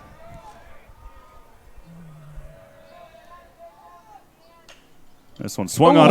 Went right into Adam Foster's ankle over there in the coach's box, and he had to do a little skip to the loo, my darling, but there was no darling about that one. No, I tell you what, that's going to leave a mark, as we say. Where are my shin guards? Yeah, that's going to leave a mark, but Believe you me, Adam Foster will take an 8-2 lead and a knock in the shins any day of the week. Coach Foster going to the tattoo shop. Wow, I tell you what. That ball hit so quick, Adam couldn't get out of the way. Payoff pitch to Ty Tilson on its way from the left-hand delivery. Hard hit, but it goes foul way back behind the third base line. Boy, if that would have went over maybe about 30 feet to the right, we'd be talking right now, Dennis. Well, he got all of it, but he got it early and fouled it well down the line. So Joshua Harrison, I would say, get on down and get the rest of it on that one. The count at 3-2. The pitch on its way, swing and a miss, and that'll be the third out for the strikeout swinging in this inning for Georgetown. After some confusion, Childress got on with a hit, but then he was tagged out. So no runs, one hit, no errors, nobody left on. We are through 4, top of the 5th. We'll step aside and take a break. Eagle Baseball continues. Business Association, Courtney Home Inspections, Gateway Mortgage Group, Georgetown Interstate Transmission and Auto Repair, Georgetown Jewelry, Home Away from Home Pet Care, Ida Edwards, Realtor, Joel and Jackie Holcomb of Advocare, Mahan Roofing, Minuteman Press of Georgetown, the Oak Ridge Disciple House, Program Insurance Group, and Specialty Restoration of Texas. Thank you for your generous support of Georgetown Eagle Baseball on SHN Sports. Georgetown Eagle Baseball on SHN Sports made possible in part by A1 Smartphone and Tablet Repair, Mandy Murphy. Cell phone and tablet repairs, including screens, charging ports, batteries, buttons, and more. Online at a1phonerepairs.com. Bob Holt, author of the book Cowboy. Pick up a copy at Lark and Owl Booksellers on the Square in beautiful downtown Georgetown. Brennan Remodeling, Jeff Brennan. Building equity since 1988. Email brennanremodel@gmail.com for all of your remodeling needs. The Central Texas Business Association, your go-to source for products and services from ethical businesses in Central Texas. Online at centexbusiness.org.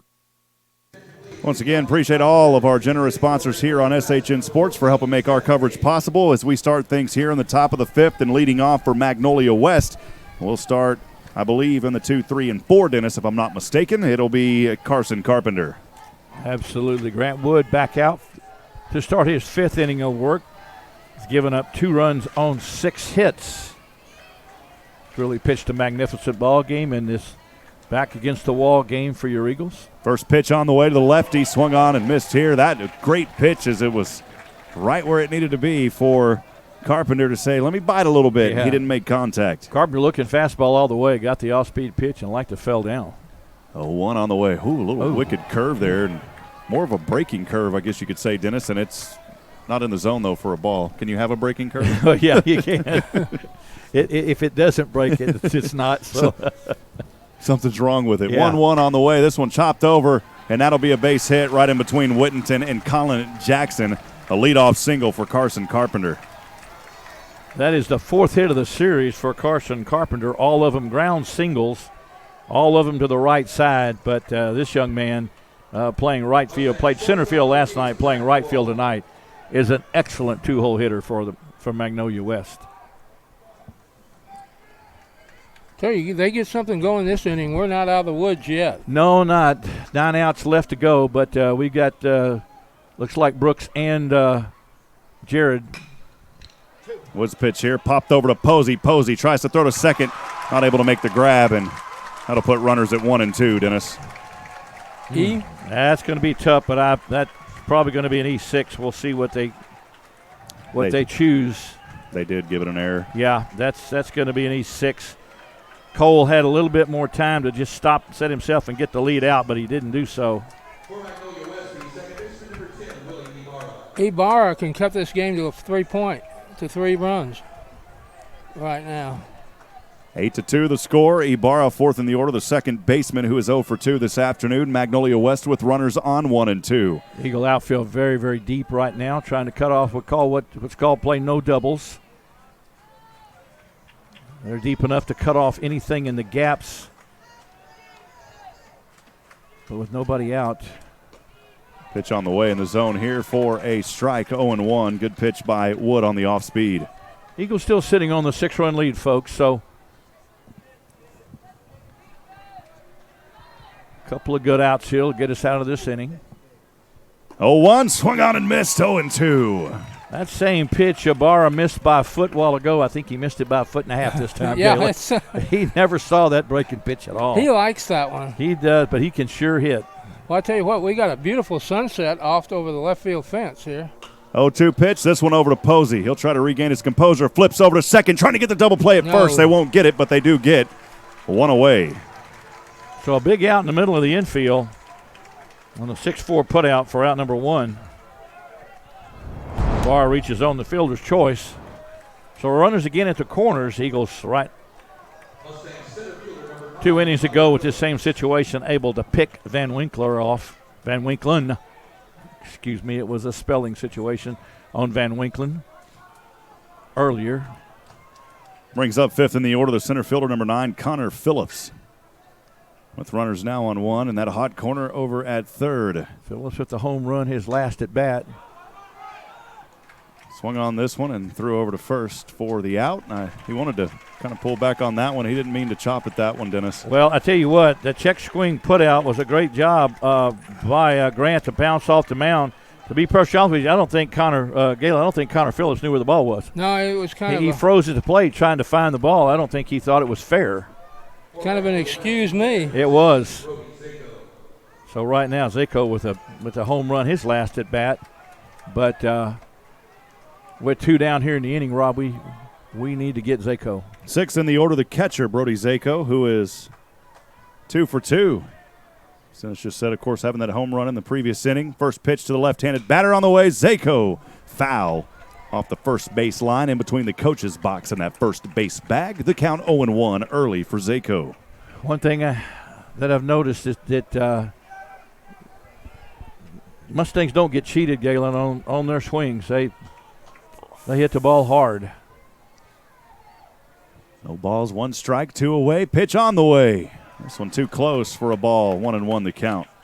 Again, want to thank all of those for you that are joining us on the YouTube stream. Please make sure to hit that subscribe button. Stay up to date with all things going on here on SHN.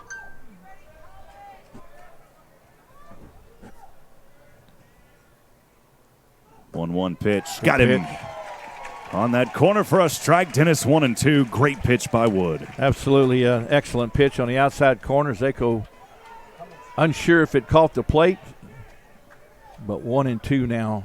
This could be the biggest pitch of the game to date.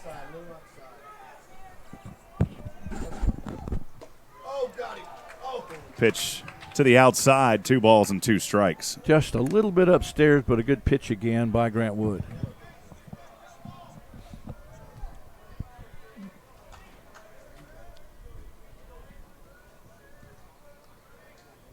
The delivery, hard hit foul off third base.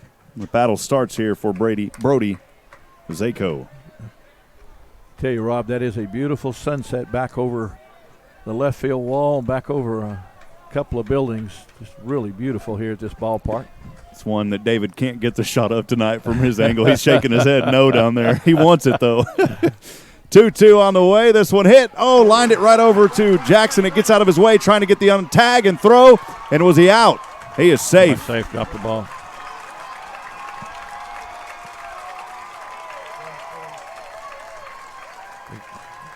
They're giving Zico a base hit on that.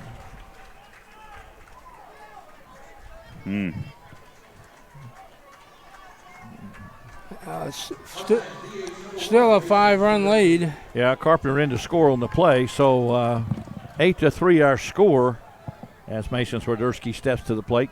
Rob? Swiderski 0 for 2 this afternoon, left-handed batter. Grant Wood takes a deep breath, left leg up, right-handed delivery.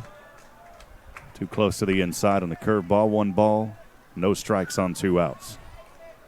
So never say die, Mustang bunch. Dusty Brindley will come out to talk to Grant for a second. While Dusty's out there talking, wanted to thank some of our folks that are watching us here tonight on YouTube. Had a lot of text messages coming in. One of our sponsors, Dennis, Ty Gibson, Blake Nicholson from Minuteman Press of Georgetown. We played their ad several times here in this broadcast, saying you and your team doing a phenomenal job with the broadcast. Thanks for all the hard work.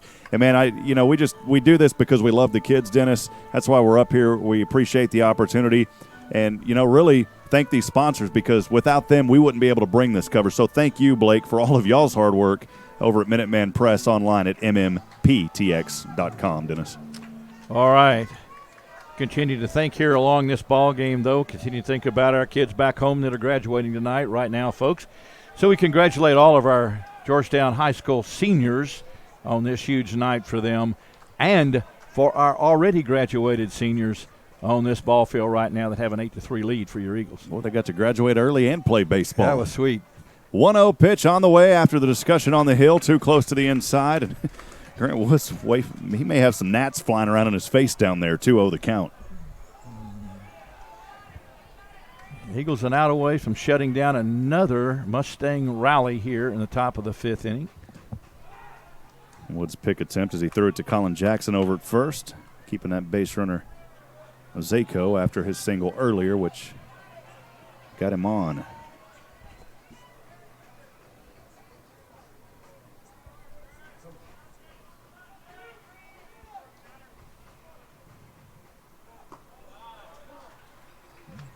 I think that ball nicked him just on the, maybe the inside,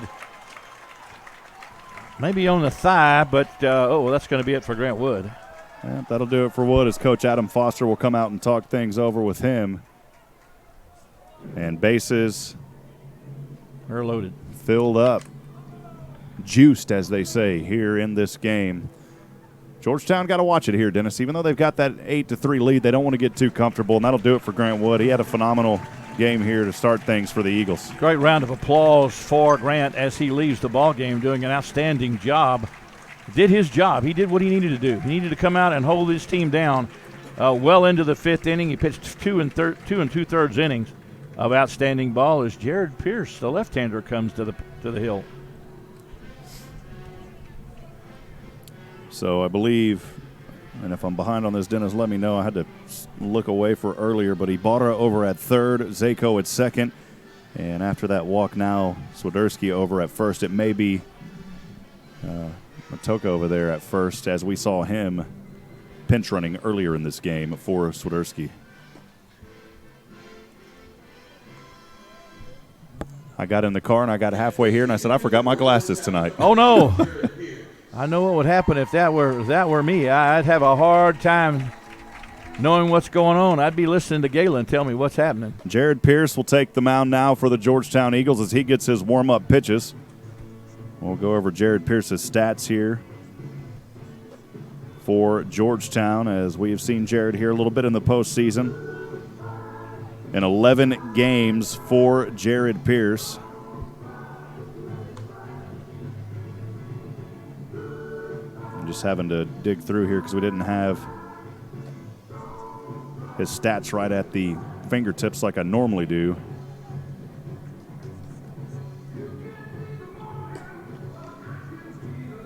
I think Grant Wood's coming back into the game, moving over to first base.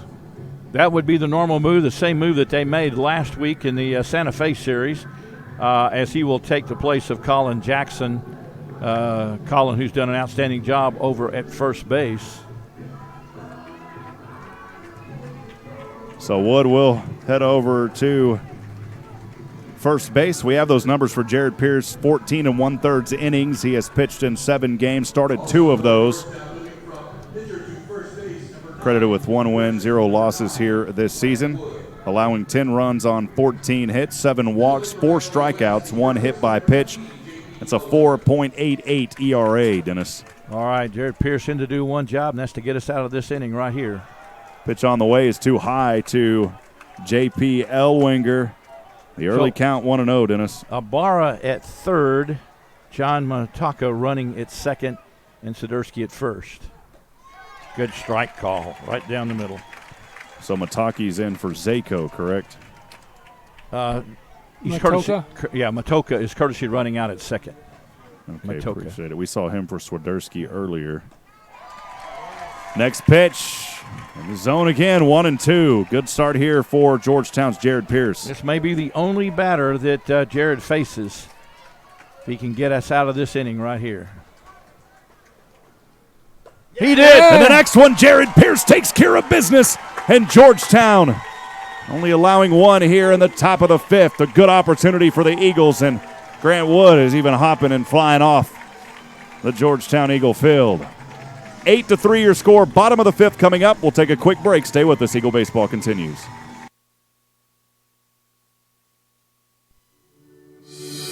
Georgetown Eagle Baseball on SHN Sports brought to you in part by Gateway Mortgage Group, Matt Morrow. Gateway Mortgage Group, your local residential lender. When needing lending, remember, borrow from Morrow. Online at borrowfrommorrow.com.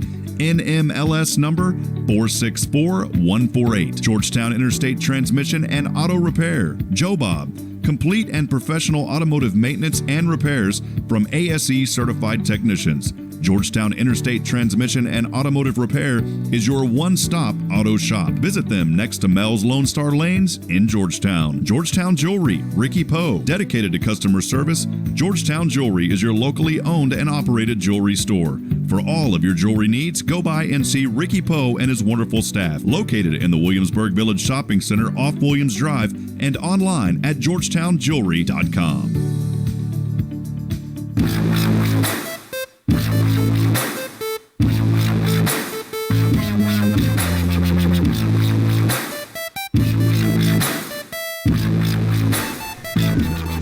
Welcome back, Georgetown Eagle Baseball here on SHN Sports. Thanks for joining us for this 2019 Regional 5A Final right here in College Station, Olson Field at Bluebell Park as we get started in the bottom of the fifth inning. New pitcher on the hill now for the Magnolia West Mustangs, who are trailing 8-3. Brady Huckfeld, he'll get those warm-up pitches, and we will see if he can come in and take care of business here for Magnolia West and maybe give them a little life and try to set them up for some offense here, Dennis. Well, Eagles 6 outs away with an 8-3 lead. From coming right back here tomorrow afternoon at 1 o'clock for the winner-take-all game to go to the state championship. And right now, for a team that had not lost in the playoffs, the Magnolia West Mustangs have struggled quite a bit here this afternoon, or this evening, if you will, as your Eagles scored 5 in the first and 3 in the third, all 3 runs in the third unearned. But they count just as much. So your Eagles are, if we like to say, flying high, folks, right now. As we go to the bottom of the fifth inning, an 8-3 ball game. And Wesley Dixon will lead it off. Your Eagle DH, Rob, to you. So Wesley Dixon will start things here. It will be in the 5, 6, and 7. Dixon, Thompson, and Wood. Robert Revels will finish 4 innings pitched, 6 hits, allowing 8 runs. It really shows 7 on the board, but we said one of those was an error, so we'll keep it on our sheet here. Dennis at 6 hits. Yes. Well, Grant Wood did a phenomenal job, did exactly the job he was called on to do, the job he's done every time in the playoffs.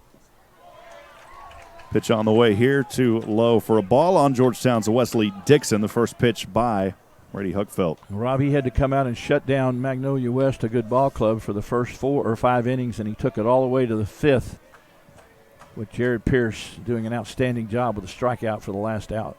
Next pitch on the way to the outside. 2-0 the count as we are started here in the bottom of the 5th. Georgetown 8-3.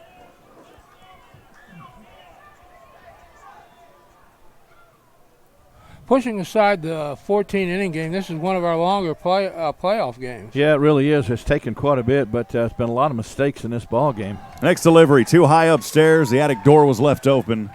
And the count at 3-0. A lot of options here for Wesley Dixon. I don't imagine the guy on the mound has pitched a lot in the playoffs.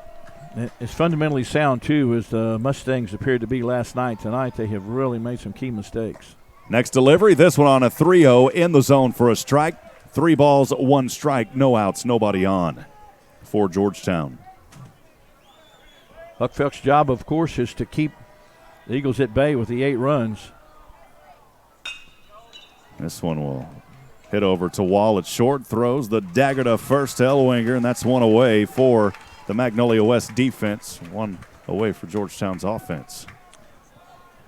Rob, I thought something interesting about that. That is only the 2nd ground ball that our infield has fielded in this ball game. Only the 2nd ground ball, that's been hit on the ground, both to Wall. So 1 down in the inning. Thompson, Noah Thompson for Georgetown, 6 in the order. Pitch to the outside, 1 ball, no strikes. Doesn't matter too much for Huckfeld. He said, you know what, I went up on a 3-0 and got a batsman out. Not going to worry too much about these balls early if I can keep doing what I did to the first one. Next pitch. Good pitch there in the zone for a strike on the off speed, 1-1. Off the outside corner. Good pitch from Huckfeld. Pretty much based on the number of pitches, Connor Phillips, their ace, and what we think Robert Revels, their number 2, are both gone for this series. So your Eagles still with one of their key starters, Jack Brindley, tomorrow night, have the upper hand. Next delivery was in the dirt and got away from the catcher, Zako. 2 balls, 1 strike, 1 away for Georgetown Eagles. Noah Thompson at bat trying to get on base and do a little add-on work, leading 8-3. On deck, Grant Wood. Next delivery. Swung on hard and missed it. 2-2 the count for Thompson. A little bit of an off-speed pitch. Noah just way out in front of, but 2 balls, 2 strikes. Trying to find a way on. 2-2 pitch on the way. This one chopped over, foul off the first base line. And the count remains 2-2. The battle starts for Noah Thompson. Wanted to mention a hello to our good friend Efred Sanchez. The Sanchez family and the rest of Gateway Nation watching and cheering for Ty Tilson. Of course, Ty came from Gateway. Efren wanted to say a special shout out to him because he helped Wally Harmon in Gateway's playoff coverage this season on SHN Sports. Thank you, Efren, for all that you do, my friend. 2-2 pitch again on its way. This one hard hit. Thompson over to second to Ibarra. Ibarra right hand under to Elwinger for the second out over at first. Pretty routine. Again, moving just to his left is Willie Ibarra at second. Fielded it cleanly. Made the throw over to Elwinger. So very nice play. Eagles first baseman number 9, Grant Wood. 7th in the order, the pitcher. Number 9, Grant Wood, who is 1 for 1 this afternoon, but both times at bat he has been able to come around and score runs. Singled in the first, came around and scored, and then reached on a walk in the third and eventually scored. Pitch on the way to the inside for a ball, 1-0. Grant stands to be the winning pitcher in this ball game as the case. He's been perfect throughout the playoffs. The Eagles hold on to this 8-3 lead. He would be the winning pitcher. Of course, if Georgetown can hold on, we'll have a 1 p.m. game right back here tomorrow. 1-0 pitch on, and Wood will pop this one up over to center and able to get under it easily is Phillips. A 1-2-3 inning. Took a little bit of time, not too much, but it is a 1-2-3, the second time that we've seen that here in this game. And Georgetown holding on to an 8-3 lead as we step aside. Top of the 6th coming up.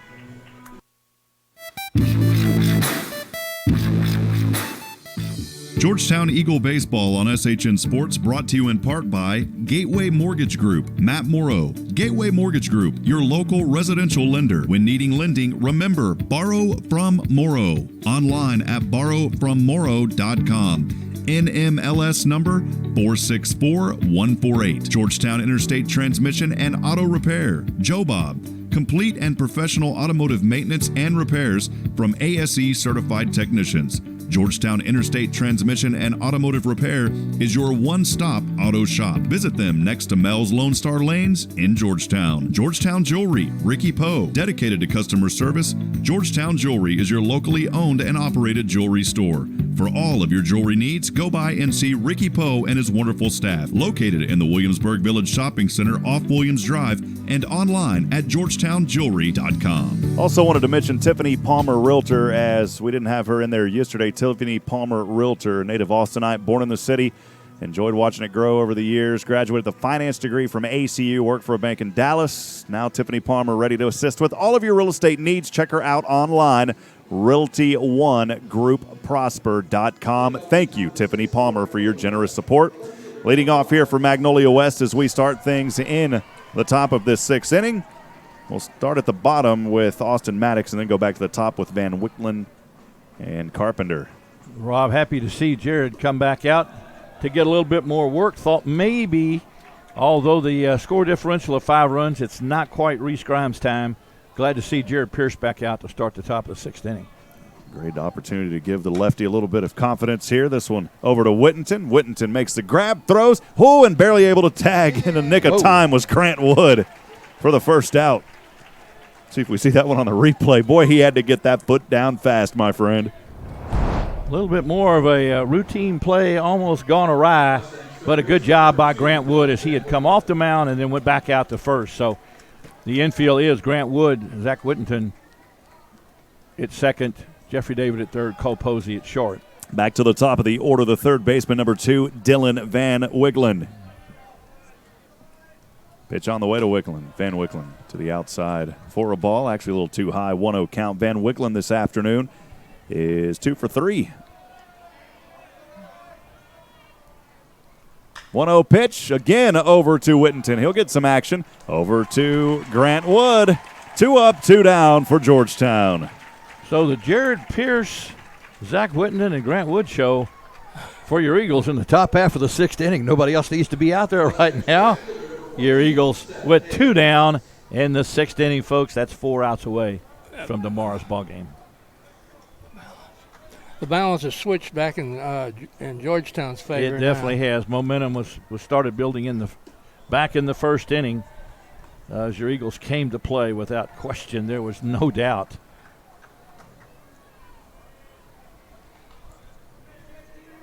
One-0 pitch. The next one to the outside is a ball to Carson Carpenter. 2-0 count here, 2 away, nobody on in the top of the 6th for Magnolia West. Trailing 8-3. This one will hit foul into the second deck just to our left behind third base. The count at 2-1. Sounded like it hit some plastic seats over there. Those are the premium seats. Another foul into the back of the net to even the count at 2-2 for Carson Carpenter. First time that Carpenter has seen a left-hander out of our pen, which is our primarily left-hander. See how he handles the left-hander. Had 2 hits on the night. This pitch, swing and a miss. Wow, bringing the heat is Jared Pierce and Georgetown. 3 up, 3 down in the top of the 6th. Dennis will keep it right here. Georgetown holding on 8-3 with that 5-run lead. They're looking good here in game 2. Oh, Rob, absolutely. And Jared Pierce coming back out and doing an outstanding job for a young man that has not thrown, trying to think all the way back through the playoffs, but I don't think has any playoff experience. Has come out and gotten a bases loaded third out and then went right through 9, 1, and 2 in the Mustang lineup. It's just done an outstanding job, Galen. He has, and we've set it up now where we're going to have to go through the heart of their order now in the 7th. Well, they're going to need 5 runs to tie, and at some point in time, we could see a right-hander come out of that bullpen. But with Jared doing what he's doing, saving the arms for our staff right now, he and Grant Wood have done just a phenomenal job against this potent and very solid Magnolia West Mustang Ball Club that in coming to this ball game was 9-0 in the playoffs. This is not a save situation. No, it's not at all. This game took a huge turn, though, back in the bottom of the 3rd on the drop fly ball in center field with the bases loaded as your Eagles were able to add 3 runs on top of their 5-1 lead, 5-3 lead at the time. Yes, 5-2 lead at the time, I beg your pardon. And so they were able to add more runs without a hit in that entire inning, so all 3 unearned runs. And your Eagles are absolutely sitting in the perfect position as we move to the bottom of the 6th inning. Zach Whittington will lead it off. David may have to change another battery down there on the wireless tonight. As we lost that signal, we'll start things here for Georgetown in the bottom of the 6th. Let's score another one or two, just for. Leading off, Zach Whittington, who is 1 for 1, singled in the 1st, left stranded, walked in the 3rd, came around and scored.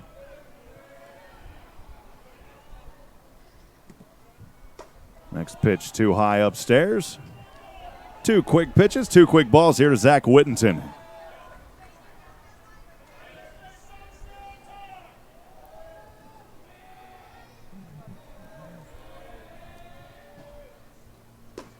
Next pitch. Got him there on that corner for a strike, 2-1. Good pitch by Huckfeldt.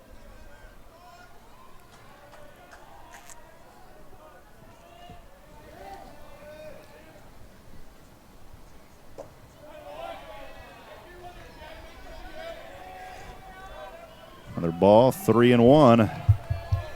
Well, Galen, Georgetown may try to get insurance papers here, leading 8-3.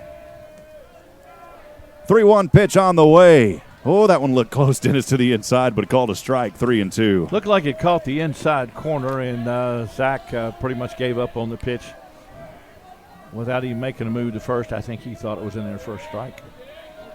Payoff pitch on the way off the left hand. This one to the inside, and a leadoff walk for Zach Whittington. This is how your Eagles scored 3 runs back in the bottom of the 3rd inning with 3 walks and the drop fly ball in center field to add on to that 5-0 lead at the time. So even though the bottom is 6th, even though a 5-run lead, you can add on, folks, as many as you can. And right now, A.J. Vasquez looking to move Zach Whittington out to second. At the bottom of the order, 9th, A.J. Vasquez. That was 0 for 2 this afternoon. Whittington became the 12th, 13th Georgetown runner to reach base, 13th player to reach base. Well, with the struggles that we had last night against Connor Phillips, Georgetown came out ready to play tonight. Delivery on Vasquez, another one over to Phillips at center, and he dropped the last one. He'll grab this one, though. The last one from Vasquez was when bases were loaded, and that drop allowed all 3 runners to come in. This time, though, Vasquez easily out as he pops up over to Phillips at center. We'll go back to the top of the order. The third baseman, number 7, Jeffrey David. Jaden Chinnis, Rob, will come into pinch run now, as he'll come into pinch run for Zach Whittington. It's a pinch running situation. He's courtesy run earlier in the ballgame. He's ran for Grant Wood tonight. The sophomore now running for Zach Whittington. Top of the order, Jeffrey David, who is 0 for 3. It's time to be. Courtesy runner when he ran for Grant Wood earlier because Grant Wood was on the mound, but this is a pinch running situation, a little different situation. Huckfeldt keeps an eye over at first, and time is called here by Jeffrey David of Georgetown, who'll step out of that right-handed batter's box. Jeffrey David looking for his first hit in the series. Has actually hit the ball hard all 3 times tonight. First pitch on the way is too high. For a ball, 1-0 count, 1 away here in the bottom of the 6th. Eagles with that 5-run lead will have to face 3, 4, and 5 for the Mustangs in the top of the 7th inning, but a 5-run lead. Well, if Georgetown can hold on here, back on the defensive side of things, they're really just 3 outs away. We'll be back here at 1 o'clock tomorrow. It'll be a quick turnaround for us, Dennis. Don't want to get ahead, though. We still got some baseball left. Absolutely. Chinnis will take off. This one over to short to Wall. And because Chinnis was able to take off, that's good news because it could have been a double play situation. But Chinnis is safe over at second. The throw and the out to David over at first. Adam had put the hit and run on, so Chinnis was on the move, and Wall had absolutely no play at second. So 2 down, but with the dangerous Wyatt Childress up, who's been swinging a very hot bat throughout this playoffs, has a chance to knock in Jaden Chinnis and add another run. Wyatt Childress 2 for 3 tonight. The first pitch on the way. A little too high upstairs. 1 ball, no strikes. 2 away.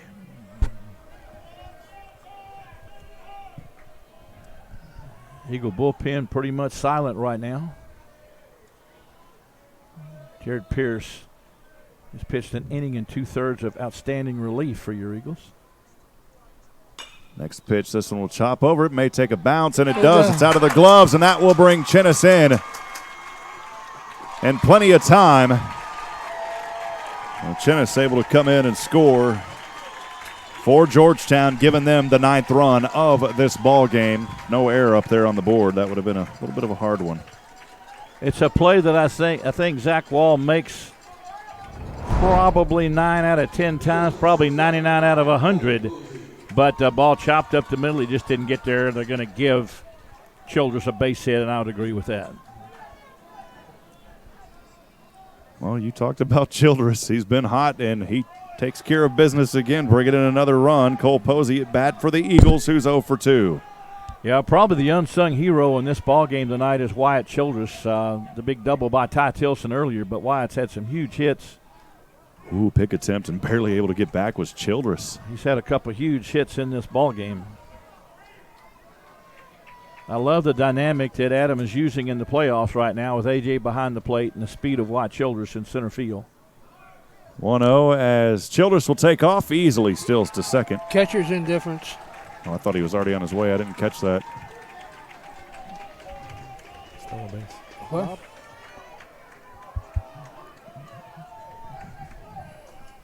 A little discussion up here, kind of in the middle.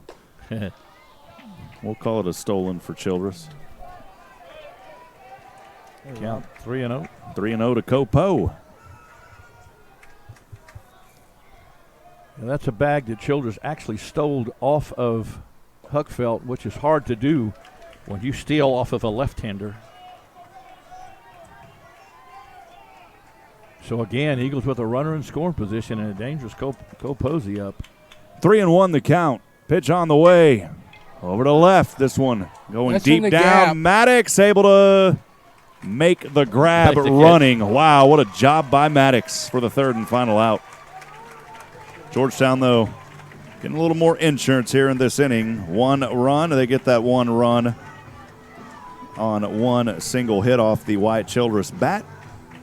No errors and 1 left on base. We'll keep it right here. We are through 6. I want to thank our sponsors. I'll read them out. A1 Smartphone and Tablet Repair. Bob Holt, the author of Cowboy. Brennan Remodeling. Central Texas Business Association. Courtney Home Inspections. Gateway Mortgage Group. Matt Morrow. Georgetown Interstate Transmission and Auto Repair. Georgetown Jewelry. Home Away from Home Pet Care. Ida Edwards Realtor. Joel Holcomb Advocare. Mahan Roofing. Minuteman Press of Georgetown. The Oak Ridge Disciple House. Program Insurance Group. Specialty Restoration of Texas. And last but certainly not least, Miss Tiffany Palmer, Realtor from the Realty One Prosper Group Prosper.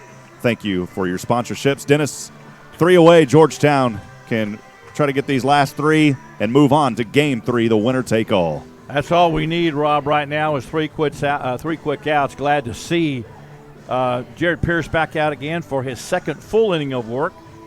Got the 3rd out in the 5th inning, a huge strikeout, and then pitched an excellent 1-2-3 6th. The job that Jared's doing is saving our bullpen completely for tomorrow, because as you and I and Giggling have talked quite a bit, tomorrow is it's a committee. Anybody and everybody that can and will pitch could pitch tomorrow. So Jared Pierce with a 6-run lead simply needs 3 outs to send your Eagles back here tomorrow afternoon at 1 o'clock. The 3, 4, and 5 will start things for Magnolia West. The first one is Zach Wall. The first pitch from Pierce, a strike to Wall, 0-1. Rob, one of the things that Georgetown has done is really staggered Magnolia West tonight. I don't think they expected anything like this at all. Next pitch, hard hit, but it'll go foul into the grass berm off of the third base or first base side. The count 0-2. As I've looked back over their scores, they're not accustomed to getting beat 9-3 by anybody with their number 2 on the mound. So Georgetown taking care of business. 0-2 pitch from Pierce on the way, high to the outside. 1 ball and 2 strikes. No outs here in the top of the 7th. Great day to be an Eagle if you're a senior. You graduated on your own field and you got on a bus and came here and have a chance to advance to Game 3 in this series with a chance to go to the state finals. Next pitch hit off the first base side as well. The count remains 1-2. The battle starts for Zach Wall, his team trailing 9-3 here in the top of the 7th. The final 3 outs, unless he can get a rally going.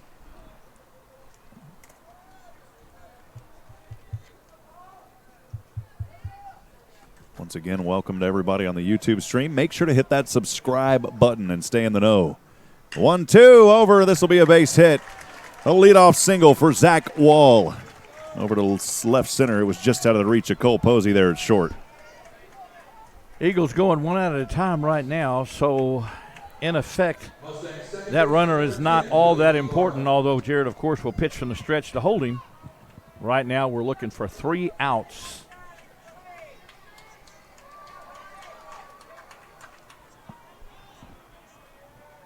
Pierce, left hand from the stretch. This one a little low. Vasquez had to dance around. He finally found it. Luckily, the runner for Wall was not able to take off. 1-0 count here to Willie Ibarra. Not taking any chances. Bullpen back up throwing for your Eagles. 1-0 pitch. Oh, that one stayed fair as it took a bounce off third base by Jeffrey David. And runners, it'll just be a single as Wall will advance over to second, and Ibarra with the single. That's the configuration of this ballpark, Rob, is that ball was chopped over the bag and hit the wall, bounced right back out into left field. So Zach Wall unable to go anywhere at all. I mean, frozen at second base. So strange configuration, although a very beautiful ballpark.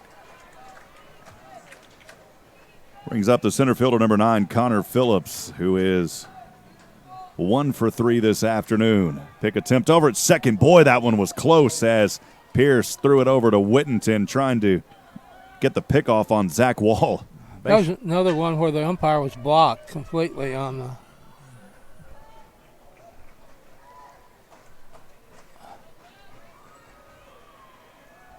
Pierce will keep an eye on second. The pitch on the way, and this one to the inside to Connor Phillips. 1 ball, no strikes with runners on 1 and 2 for Magnolia West. Can't tell for sure if that's Hancock throwing. Can't see if that's double numbers. Looks like a single number, so it may be Hancock.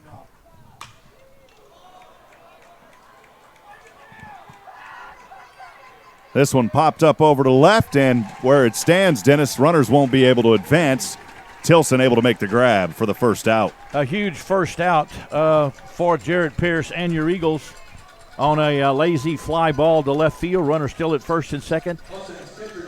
1 down, Eagles 2 outs away from a trip right back here tomorrow afternoon for that coveted trip to the state finals. Adams down there adjusting the outfielders. Getting to move a little bit more onto the right. You basically want to stay fairly deep right now, and that's what we're at. We've shaded a little bit to the right side of the bag as Wyatt Childress. Just want to keep anything from getting through. Brody Zako at bat now, who is 3 for 3. He has had a phenomenal game. That first pitch a little low, 1-0 count to Zako. Yeah, started to say swinging the best bat of the night, also with a home run, is Brody Zako.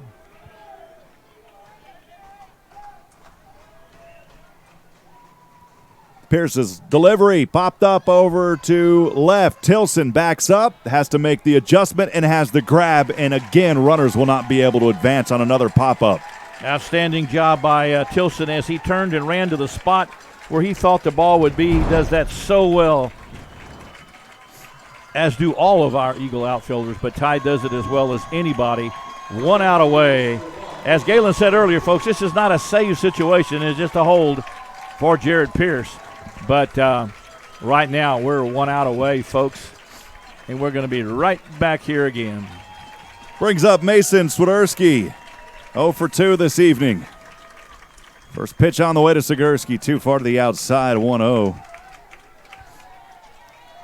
Boy, Jared Pierce, we've mentioned it. Great, valuable experience on the hill for the Eagles. He's just done an outstanding job. I thought back in the 5th inning that we might. Next 1-0, this one over to Tilson. And Tilson, it gets out of his reach on an error, and that'll score 1 run. Unfortunate there for Tilson. That'll be an error out there. A base hit for Swiderski, but an error as the runners advance.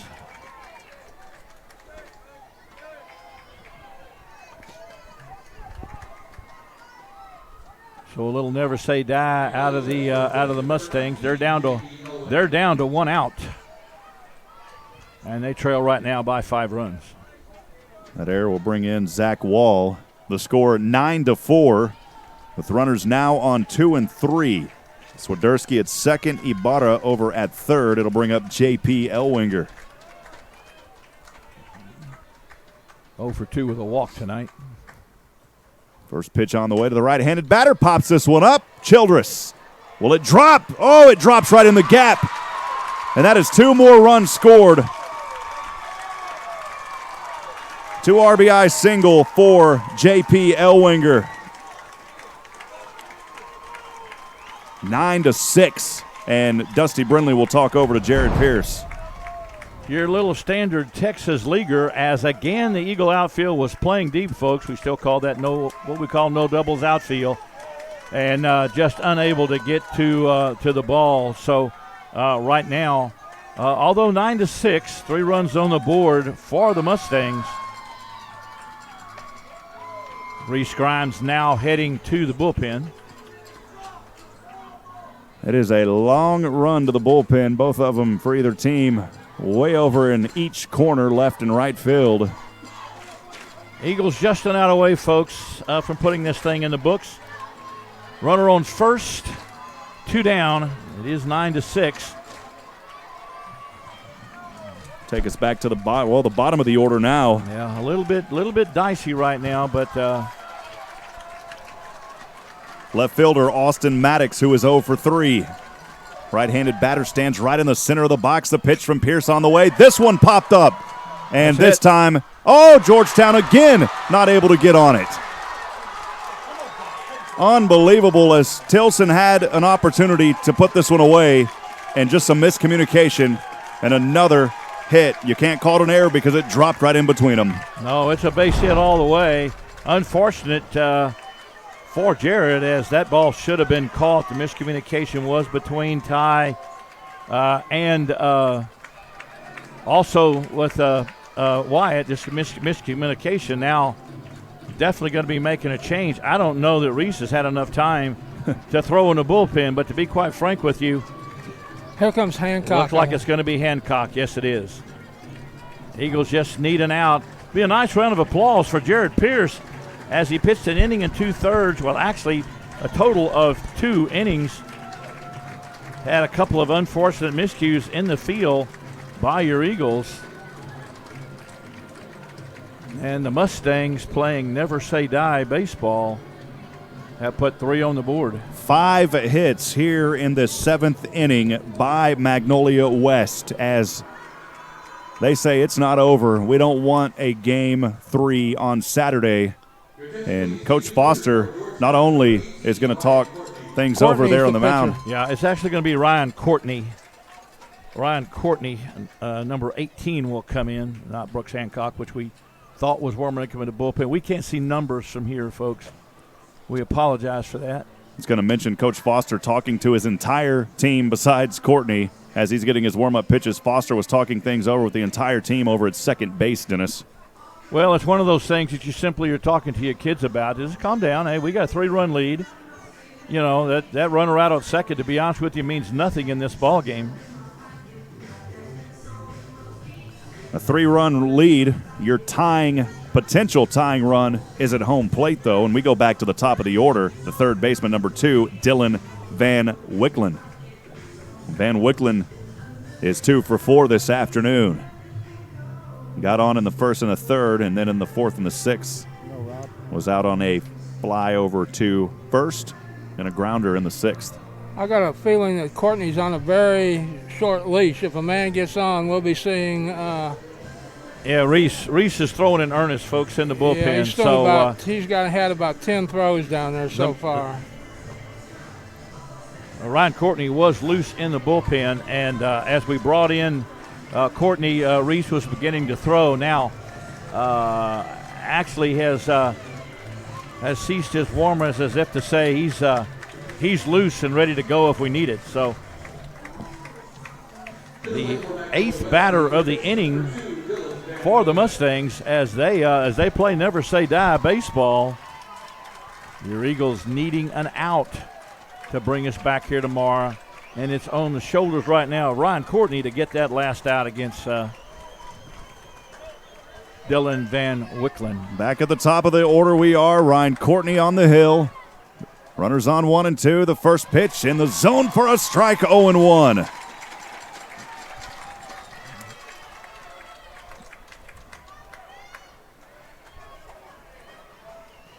Courtney taking time, takes a deep breath, right-handed pitch. This one in the dirt. Luckily, Vasquez able to get behind it. 1 ball, 1 strike.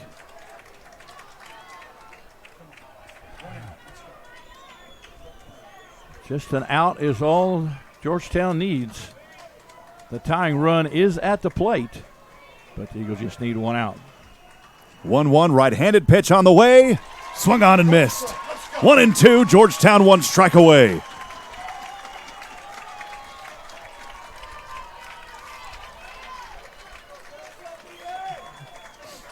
Van Wicklen, a contact hitter, hasn't struck out in the series, but set up right now with 1 ball and 2 strikes for Ryan Courtney to end this thing and bring us back tomorrow. Courtney on the mound. Right-handed 1-2 pitch on the way to the outside. It was close.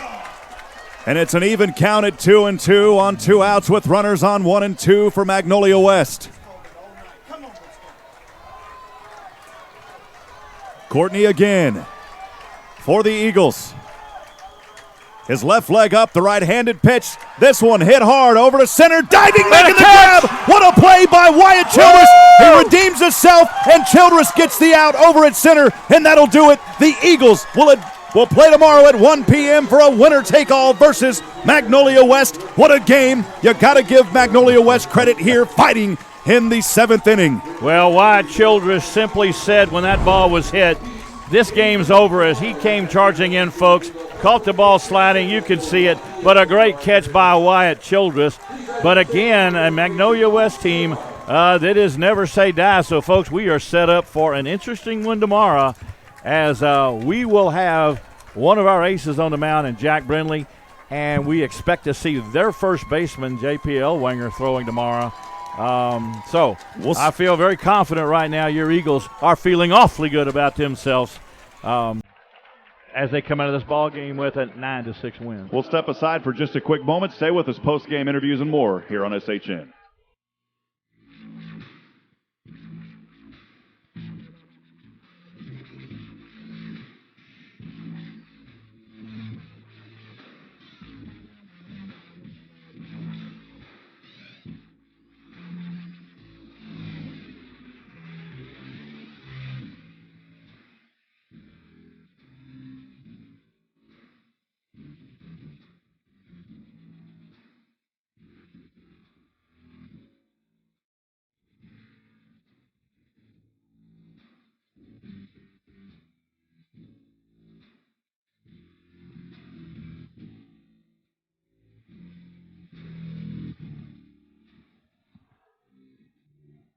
Well, Georgetown victorious tonight, as I will make my way down to the field. David England, are you down there with that microphone? Just wanted to chat with you. Take the same route. Yeah, I understand that. What was the attitude with Georgetown after that big one just a few moments ago, David? Oh, my gosh. It was great. I mean, that sliding catch out there in center field is a thing of beauty.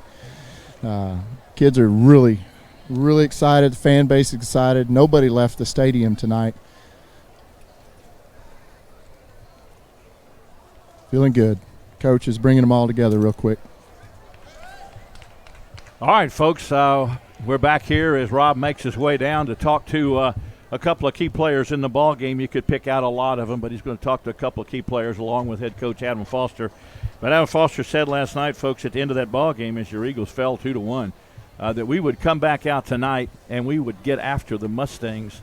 And clearly we did, Galen, as we jumped on them with 5 hits and 5 runs in the first inning against a really good left-hander in Robert Revels, and set the tone for the ball game. Mustangs didn't quit.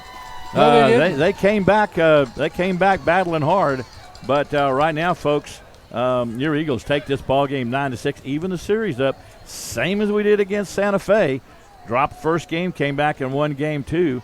So tomorrow is truly a winner-take-all, right? And for a coveted trip. And there's a big to the prize state finals. hanging That's out right. there. That's right. Well, congratulations to Adam Foster, Dusty Brindley, Jordan Vieira, and the entire Eagle Ball Club as they came out tonight. Had a job to do, and just did the job, Galen. That's all. I mean, that's all you got to say.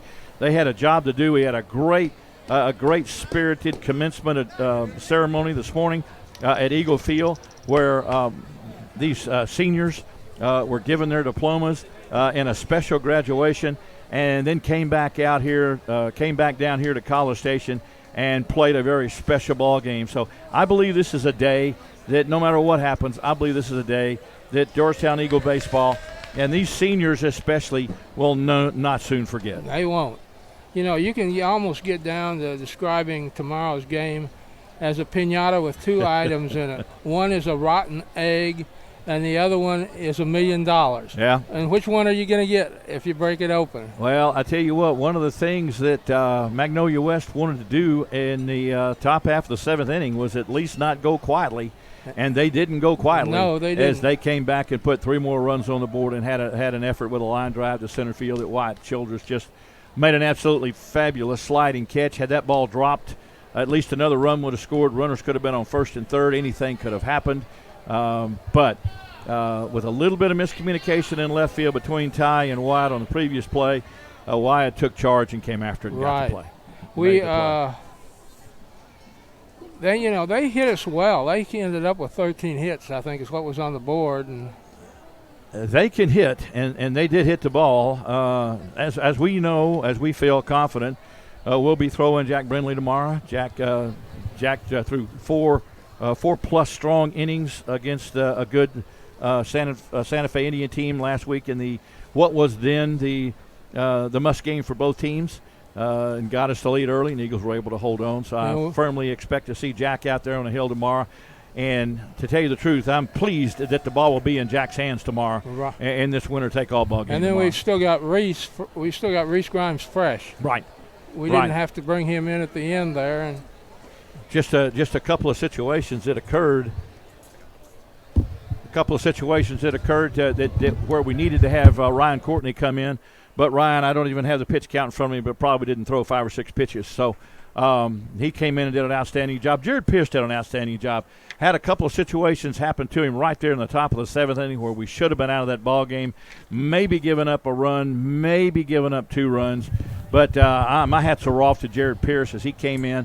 My hats are really off to him as you go back to the 5th inning when he got that strikeout to end the 5th inning, and then came back out and pitched a perfect 6th inning. So we're ready to go to Rob. Sorry, Rob, ready to go to you. Yeah, no problem. Thank you, Dennis Allman. Appreciate you up there. I'm down here with one of our players we'll talk to today, Wesley Dixon. Wesley, in this ball game, I had it in my head and it slipped away from me. 1 for 2, scoring 2 runs. You had to come in. You had to win today. Things got a little dicey there at the end, but overall, talk about this game. Phenomenal job.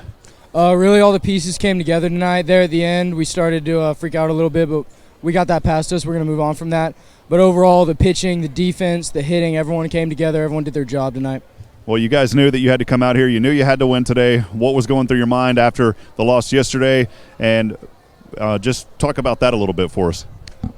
We always knew this is how things are going to work out. They've never been to a game 3. We have. We know how to handle this, and we knew we were going to get through that game.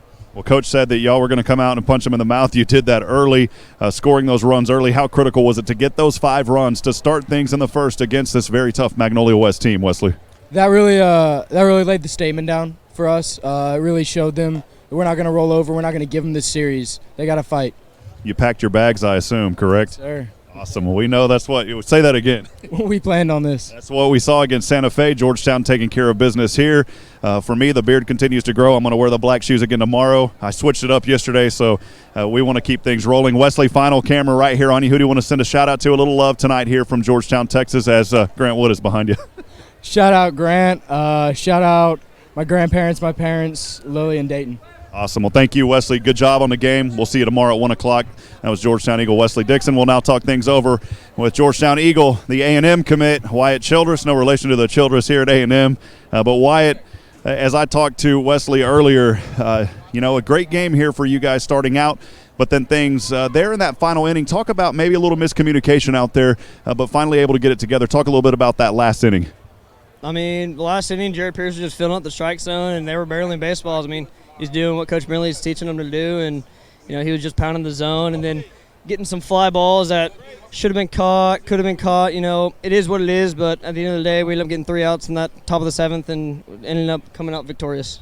This Magnolia West team has to be easily the toughest you faced here in the postseason. Talk about their play and the competitiveness and what you guys had to show here today. Well, obviously they never go away. I mean, no matter what. So, I mean, we keep punching them in the mouth, and they're just not going away. So just need to keep it on them.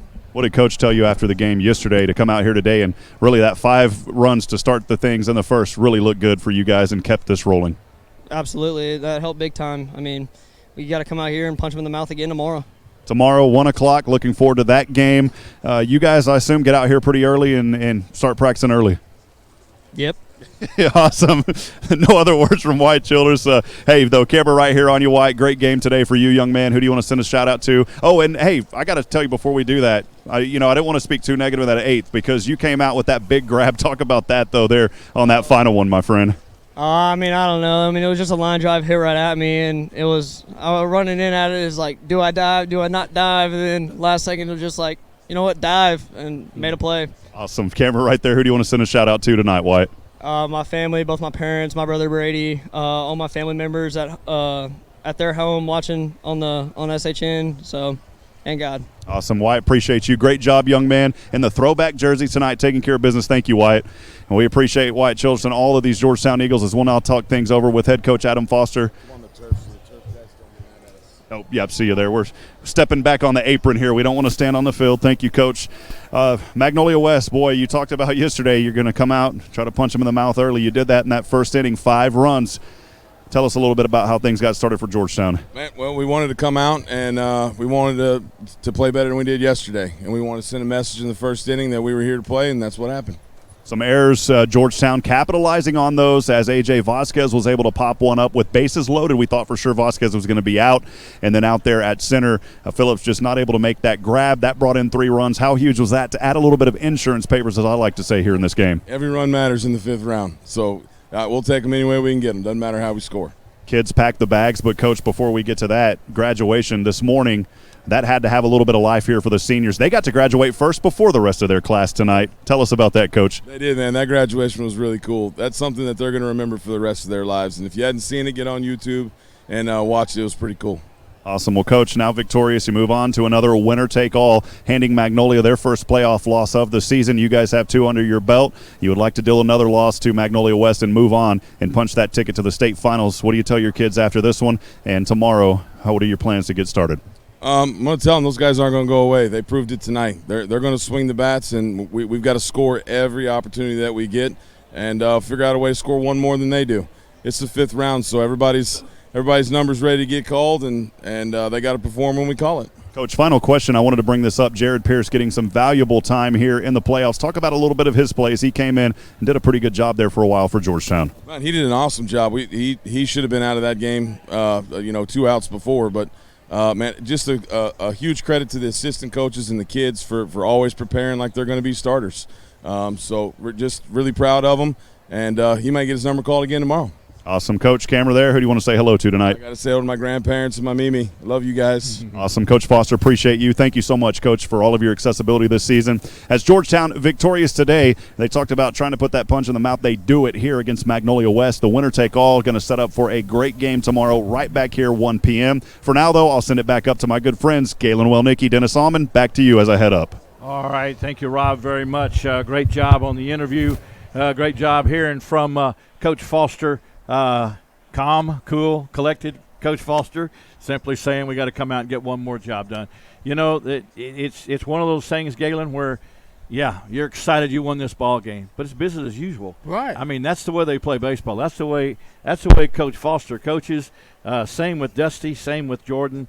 You don't see a great deal of hooping and hollering and running around the fields because they won this ball game. Right. It's business as usual. The goal is state. One more game. Tomorrow, 1 o'clock, here. You've won 39 now, and those 39 pale in comparison to what you do tomorrow. That's exactly right. In your mind, and you'll remember, one way or the other, you'll remember what you do tomorrow the rest of your life. Absolutely, no question about that at all. So just a great job.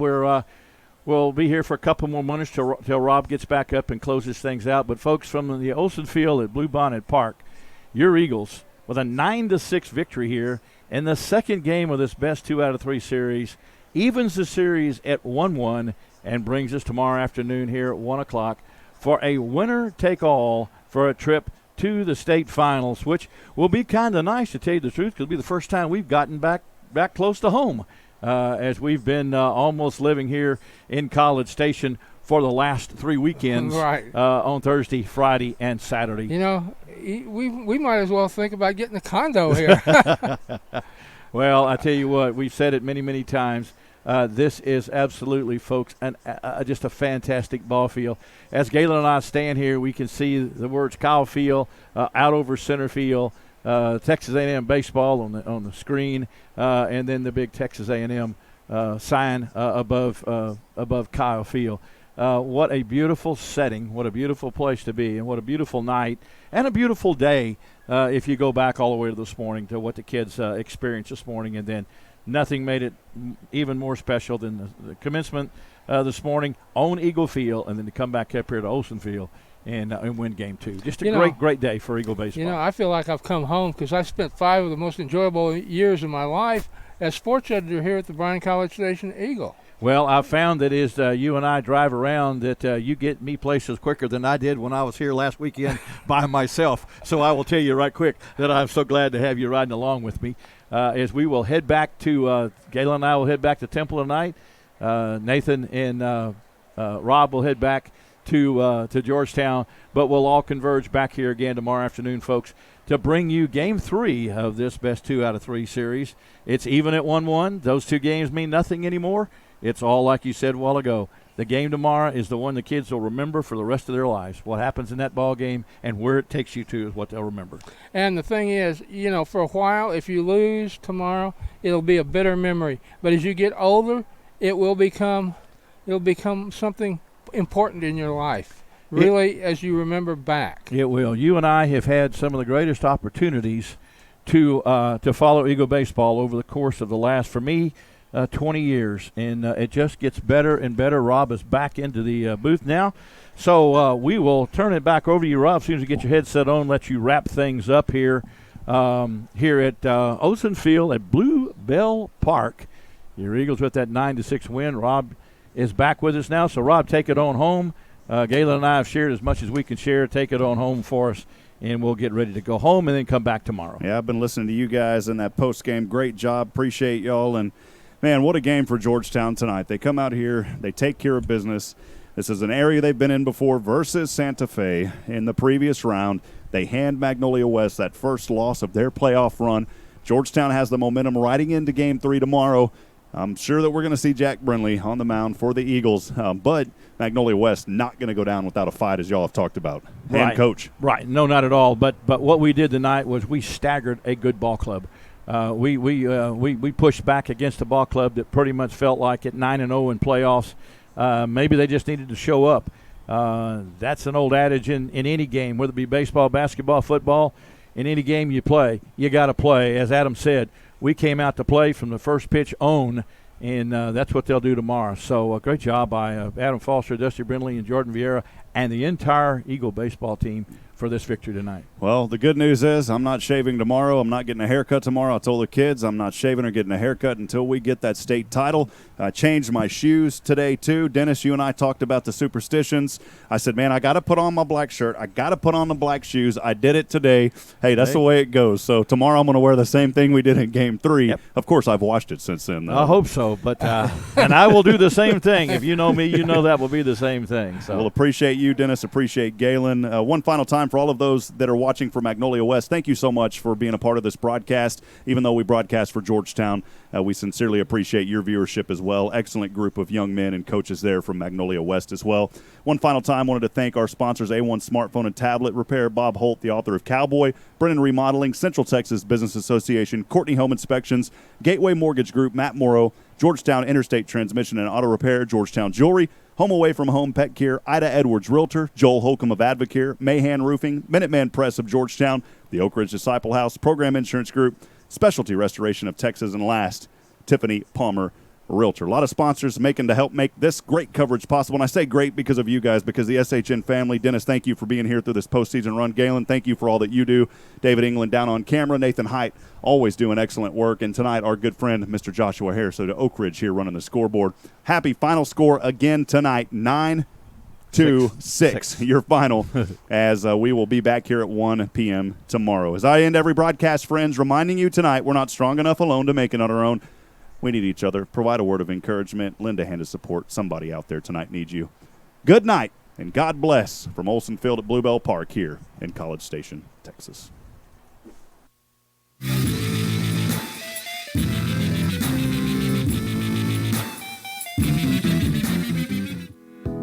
2019 Georgetown Eagle Regional Final Baseball on SHN Sports, made possible in part by A1 Smartphone and Tablet Repair, Bob Holt, author of the book Cowboy, Brennan Remodeling, Central Texas Business Association, Courtney Home Inspections, Gateway Mortgage Group, Georgetown Interstate Transmission and Auto Repair, Georgetown Jewelry, Home Away from Home Pet Care, Ida Edwards, Realtor, Joel and Jackie Holcomb of Advocare, Mahan Roofing, Minuteman Press of Georgetown, the Oak Ridge Disciple House, Program Insurance Group, and Specialty Restoration of Texas. Thank you for your generous support of Georgetown Eagle Baseball on SHN Sports.